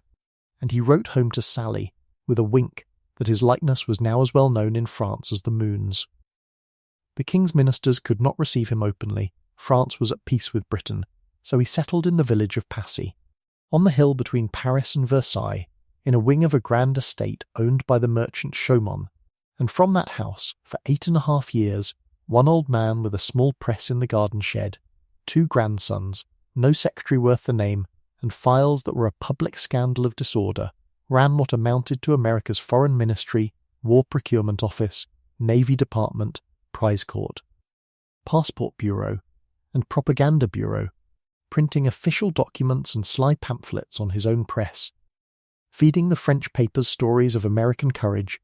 dining out 5 nights a week because dinner tables were where France actually made policy,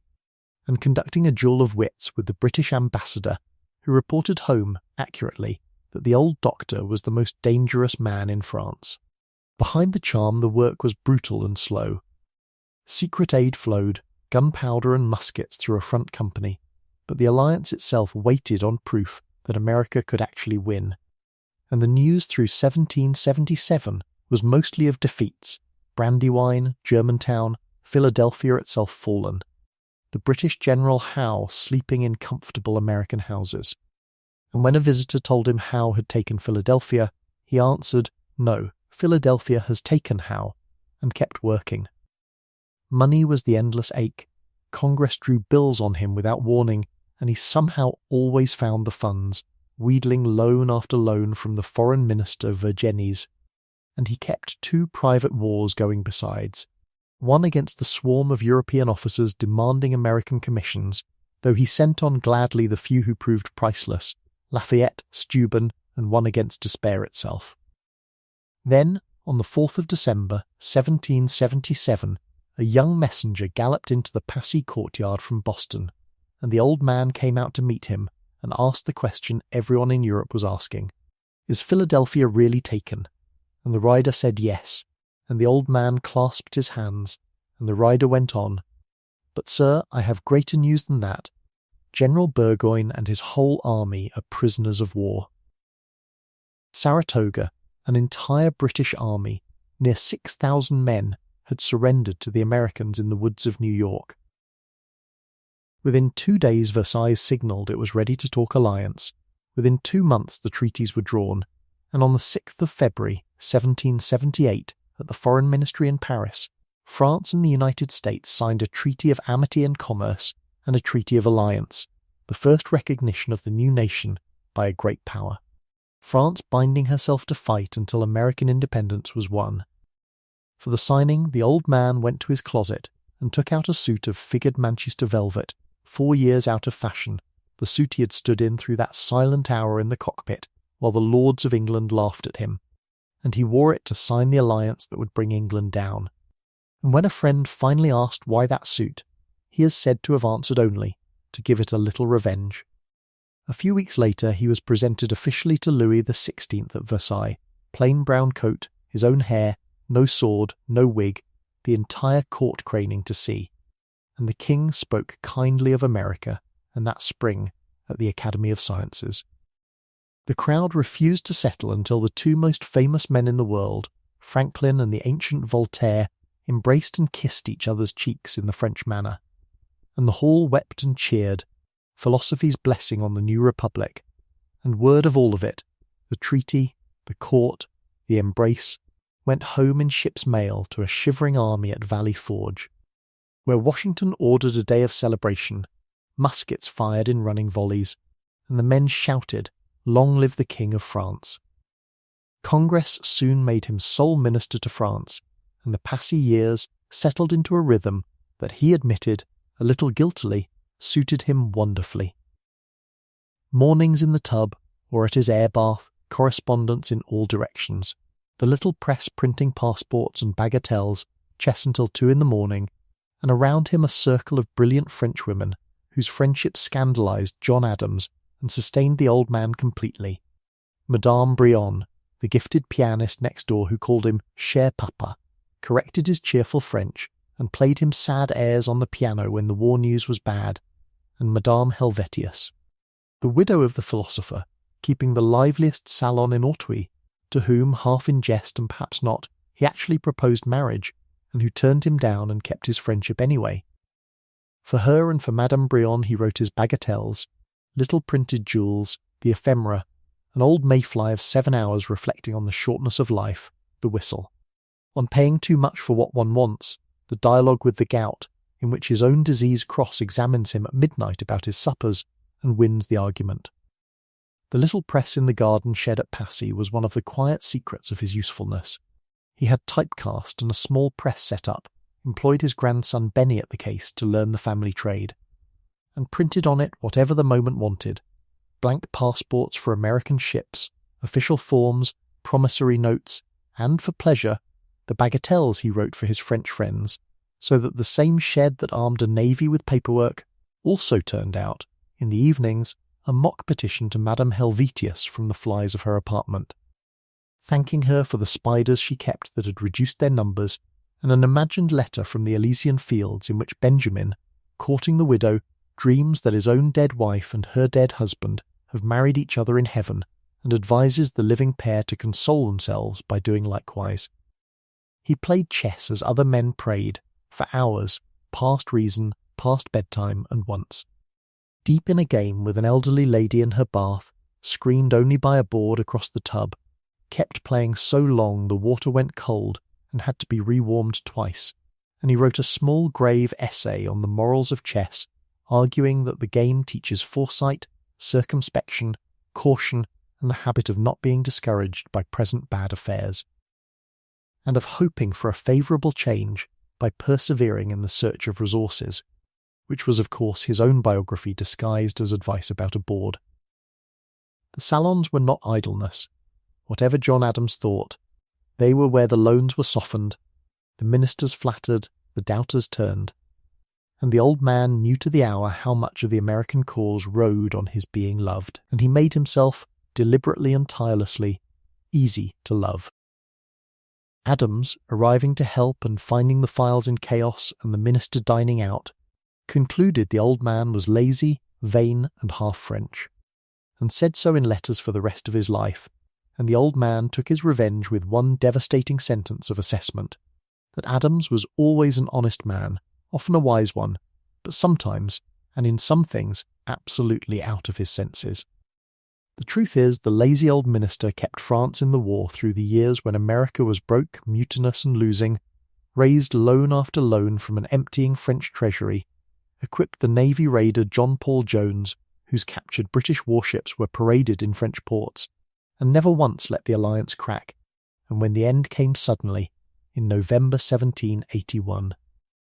with the news that Washington and the French army and the French fleet had trapped Cornwallis at Yorktown and taken his entire force,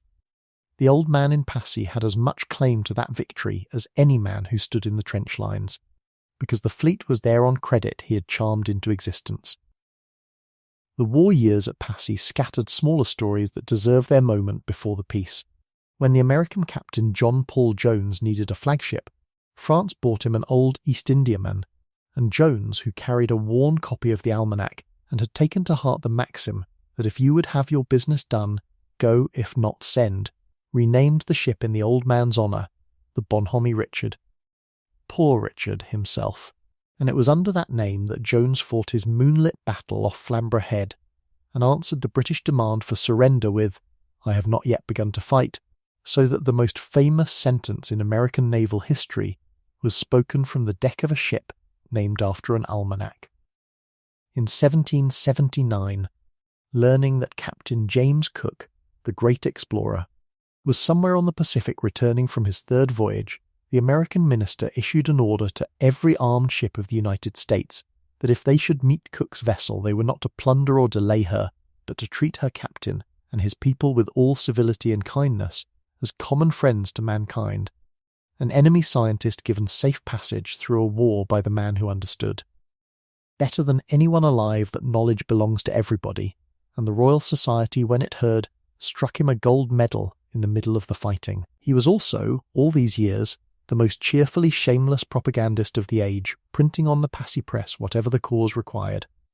And he closed one exchange of arguments with a British acquaintance with a sentence that summarised his entire later politics. "We are fighting," he wrote, "for the dignity and happiness of human nature, and men who would be free must fight for those who cannot." And once asked at Versailles how he dared appear at the most polished court in Europe in a plain coat with no wig or sword, he is said to have observed that if everyone else is dressed the same, no one is looking at them. And let the legend do his tailoring forever after. Peace took 2 more years of the subtlest work of his life, threading between British negotiators trying to split the Allies and his own instructions binding him to France, alongside John Jay and the ever-suspicious Adams, and the treaty signed at Paris on the 3rd of September 1783 was better than anyone in America had dared hope. Independence absolute, boundaries to the Mississippi, fishing rights on the banks,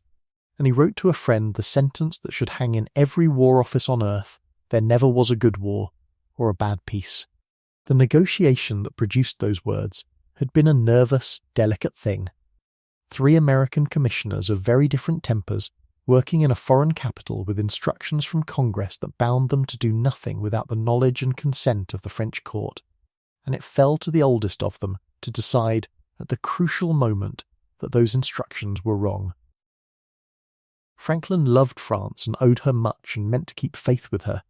but he saw that Britain, weary of the war and eager to split her enemies, was offering the Americans better terms in private than France would ever press for on their behalf, and that to wait on Versailles for permission was to risk the whole prize, and so, with Jay and Adams, he agreed to open the real talks with the British quietly and settle the American treaty first and inform the French afterward,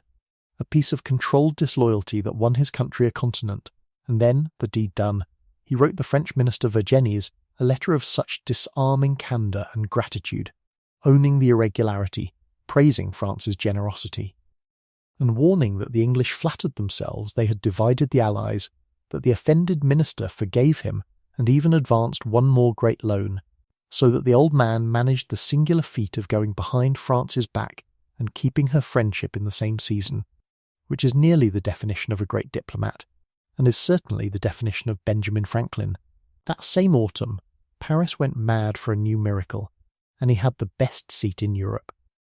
The Montgolfier brothers and the physicist Charles were sending the first balloons into the sky, and the old philosopher watched from his carriage as the first hydrogen balloon rose over the Tuileries gardens, with 2 men waving from the gallery, hundreds of thousands of Parisians silent in the streets below. And when a scoffer near him asked what possible use there was in such a toy, he gave the answer scientists have quoted for 2.5 centuries: "What good is a newborn baby?" He was inventing still himself, tired of swapping between reading glasses and distance glasses at dinner. He had a Paris optician cut both lenses in half and mount the halves together in one frame, distance above, reading below, and called them double spectacles, and the world calls them bifocals, and like everything else, he never took out a patent. 2 last Paris errands rounded out the mission. In 1784 the king appointed a royal commission to examine the sensation then emptying the purses of fashionable Paris, the animal magnetism of Dr. Mesmer,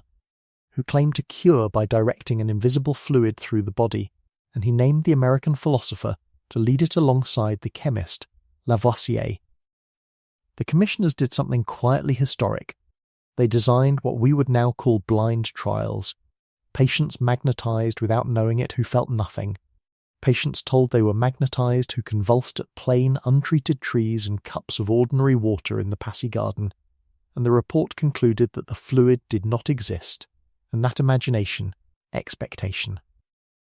An imitation explained every cure, one of the first controlled tests of a medical claim in history, run in the garden of a man of 78. And in a lighter Paris paper that same year he teased the fashionable world, which rose at noon and lived by candlelight, with an economical proposal, having been woken at 6 by a noise and astonished to find his room full of light he had discovered. He wrote solemnly that the sun rises so early,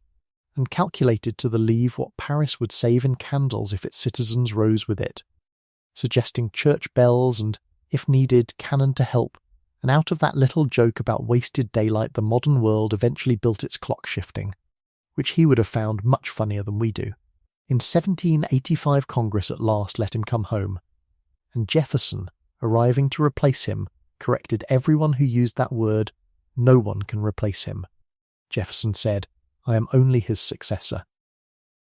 The Queen sent a royal litter to carry the gouty old man gently to the coast, and the King sent his portrait set in 408 diamonds. At Southampton, on the crossing home, there was one last private meeting, arranged and formal, with a middle-aged Englishman who had once held a kite string in a Pennsylvania thunderstorm, his son William, released from prison years before and living in London exile. The father was civil, settled some property matters, took Temple back aboard, and sailed, and the wound stayed a wound. He wrote William once that nothing had ever hurt him so much as being deserted in his old age by his only son, and in his will, written near the end, he left William almost nothing, with the cold sentence that the party acted against me in the late war will account for my. Leaving him no more of an estate he endeavoured to deprive me of. Forgiveness came easily to Benjamin Franklin all his life, with that single exception, and it is honest to say so, because a man is not a proverb, he is a man. Half of Passy had walked beside the litter when it left, and Madame Brillon wrote to him that the village had lost its soul, and the 6-week crossing home he spent, of course, working, an old man of 79 at a cabin table writing 3 full scientific papers. One on the causes and cures of smoky chimneys, one on his stove, and one gathering 50 years of ocean notes into his maritime observations, with charts of the Gulf Stream he had first mapped decades earlier by asking Nantucket whaling captains, his own cousins among them, why their ships crossed faster than the mail packets, and the answer, that the whalers knew the warm river in the sea, and the packet captains were too proud to be counselled by simple fishermen, had instructed and amused him for 30 years, and the chart he drew of that river is recognisably the one the weather services still print. Philadelphia received him home in September 1785 with cannon and bells, and gave him precisely no rest. Within weeks Pennsylvania elected him president of its executive council, in effect governor, and re-elected him twice, 3 years, the maximum the Constitution allowed. He built an addition to the Market Street house with a library for his 4,276 volumes, invented a long mechanical arm for lifting books down from high shelves, and a chair that unfolded into a stepladder, and sat in his garden under the mulberry tree with his grandchildren. He was rich now in the way he had always meant to be, comfortably and uselessly late, with more house than he needed, and more grandchildren than he could count underfoot, and he spent the surplus of it as he had spent everything, on being handy. The mechanical arm, a long pole with 2 gripping fingers worked by a cord, let a man who could no longer climb reach any book on the highest shelf, and he was delighted with it the way a boy is delighted with a good tool. He devised a rocking chair with a fan worked overhead by the rocking, to keep the flies off while he read in the heat. He kept up his correspondence with philosophers in a dozen countries, franked and forwarded the letters of younger scientists, sent seeds and cuttings across the ocean both ways, and answered, in a hand grown shaky but still clear.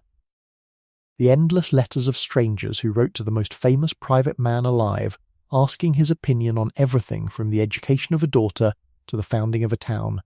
and he answered them, mostly and kindly, because he had never once in his life been able to leave a useful question unanswered. It was in these home years, too,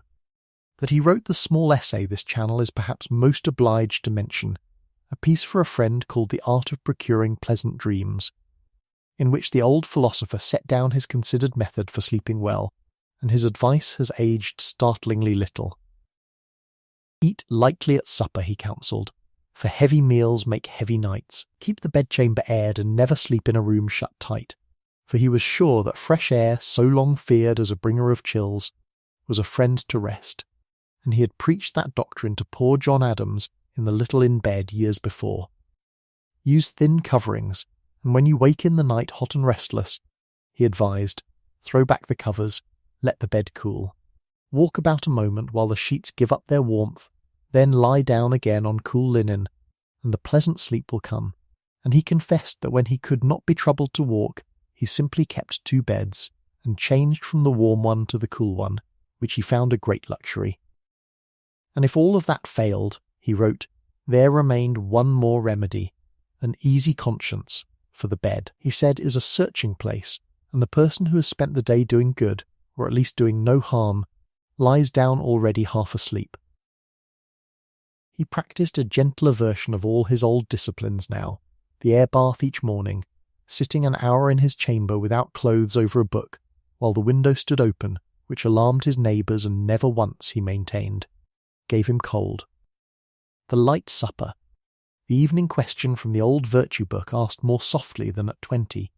what good have I done today? And the answers, in these last years, were substantial enough that the question had finally become a comfort. So if you are lying warm in the dark right now, with the covers a little loose and the air a little fresh, you are, whether you meant to be or not, sleeping by his method, and he would be pleased to know it. And it was from that garden, in the summer of 1787, that a sedan chair carried him a few streets each morning, 4 prisoners from the Walnut Street jail bearing the poles gently because the gout would not let him ride, to the Pennsylvania State House, where 55 delegates were writing a constitution for the United States. He was 81, the oldest member by a distance, twice the average age of the room, and he knew exactly what his role was, not to draft, but to steady. He offered his little jests when tempers rose, hosted delegates under the mulberry tree, urged, unsuccessfully, that the convention open its mornings with prayer, and the little speech he made in proposing it was itself remembered long after the proposal was quietly set aside, for the old sceptic, who held his own private and undogmatic faith, rose in the heat of the deadlock to say that he had lived a long time. And the longer he lived, the more convincing proofs he saw of this truth, that God governs in the affairs of men, and that if a sparrow could not fall to the ground without his notice, it was hardly likely that an empire could rise without his aid. And he reminded the younger men that in the dark days of the war they had prayed daily in that very room for divine protection, and that their prayers had been answered, and he asked whether they had now forgotten that powerful friend, or imagined they no longer needed his help. And though the convention, short of funds for a chaplain and wary of the alarm a sudden turn to public prayer might, raise outside, let the motion lapse without a vote, the hush that followed the 81-year-old's words did as much to cool the room as any prayer might have, and the deadlock within days began to give, and made his real interventions at the 2 moments the whole thing nearly died. When the large and small states deadlocked over representation, threatening to break up the convention. The oldest delegate spoke for compromise in the language of his old trade. When a broad table is to be made, he said, and the edges of planks do not fit,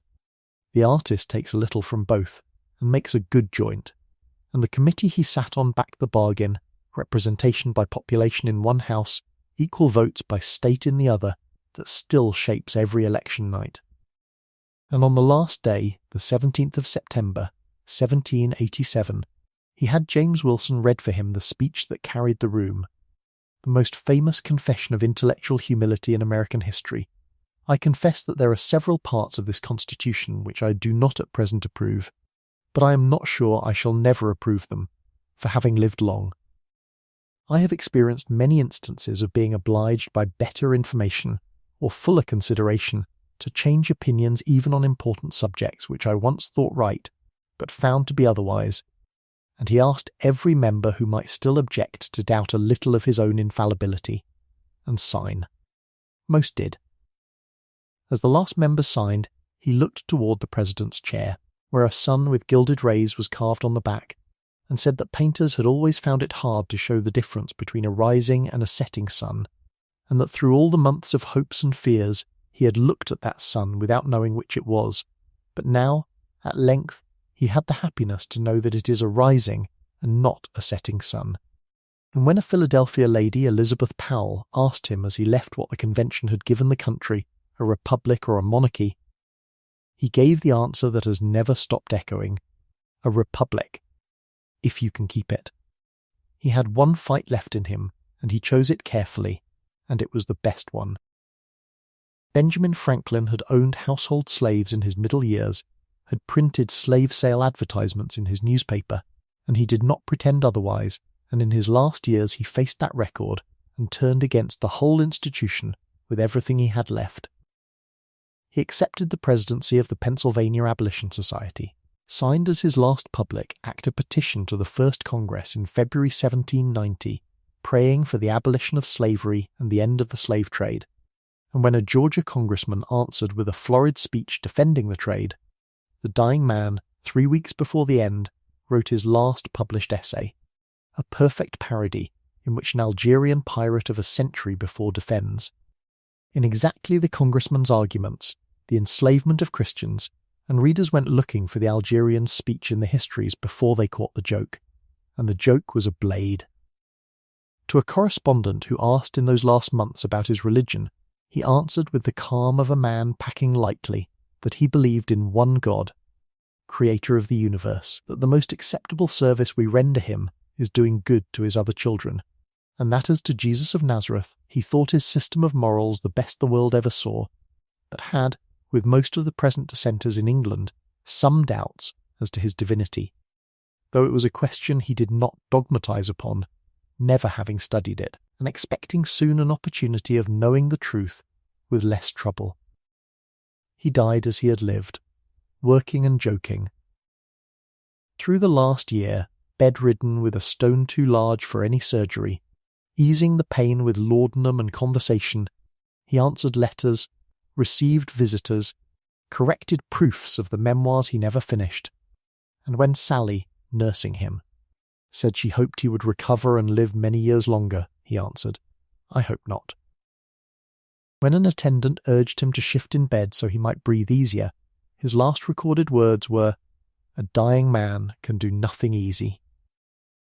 Benjamin Franklin died quietly at 11 at night on the 17th of April, 1790, in his own house in Philadelphia, with his grandsons Temple and Benny beside the bed. 84 years 3 months old. 20,000 people, the largest gathering the city had ever seen, followed the coffin to Christ Church burying ground. The clergy of every faith in Philadelphia walking together at the head of the procession, ministers, priests, and the rabbi of the synagogue, side by side, which he would have liked best of all, and the militia fired over the grave, and the House of Representatives voted a month of mourning, and in Paris, when the news came, the National Assembly of Revolutionary France rose and voted 3 days of mourning for a foreign private citizen, the first time in history it had honoured one. And Mirabeau told the hall that the genius which had freed America and poured a flood of light over Europe had returned to the bosom of the divinity. As a young printer of 22, he had written a joke epitaph for himself and shared it all his life. The body of B. Franklin, printer, like the cover of an old book, its contents torn out and stripped of its lettering and gilding, lies here. Food for worms, but the work shall not be wholly lost, for it will, as he believed, appear once more, in a new and more elegant edition, corrected and improved by the author. The actual stone beside Deborah at Christ Church says only what he asked it to say, Benjamin and Deborah Franklin, 1790, and to this day visitors scatter pennies on it, for the man who wrote that a penny saved is a penny earned.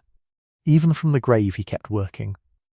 His will left £1,000 each to Boston and Philadelphia, locked in trust for 2 full centuries, lending small sums to young married tradesmen just starting out, apprentices like the boy he had been, and when the 200 years expired in 1990. The funds had grown to some $6.5 million, endowing a technical institute in Boston and scholarships in Philadelphia, his last compound interest joke, 200 years in the telling, paid out to the great-grandchildren of strangers. So ends the life, and you can let it settle over you now like the quilt it is. A boy who left school at 10 and was given nothing but a trade and a library card he invented for himself, who ran away at 17 with 3 rolls of bread and became the friend of kings without ever pretending to be anything but a printer, who stole the lightning from the sky and the sceptre from tyrants, as the French epigram said, who gave away every invention, freed the males, warmed the parlours, calmed the convention, signed all 4 of the founding documents, the Declaration, the Treaty with France, the Peace with Britain, and the Constitution, the only man who did, and who taught a whole civilization that a person can simply decide, at any age, in any room, to be useful and begin. If you had had one evening at his fireside, no visitors, just the chessboard and the cider, which Franklin would you have wanted, the young printer still building himself in the empty shop at night, or the old diplomat in Passy who had seen how every story came out, tell us below, and tell us too what city or country you are listening from. It is quietly wonderful to see the lamplight map grow. Next time, another life told whole and slow by this same lamp, so if tonight brought you rest, you know where to find us. The lamp is low now, the presses are still, the kites are wound in, the harbour is dark, and in a narrow house on a Philadelphia street a candle at an upstairs window goes out, gently, the way these things should end. Good night. Sleep well.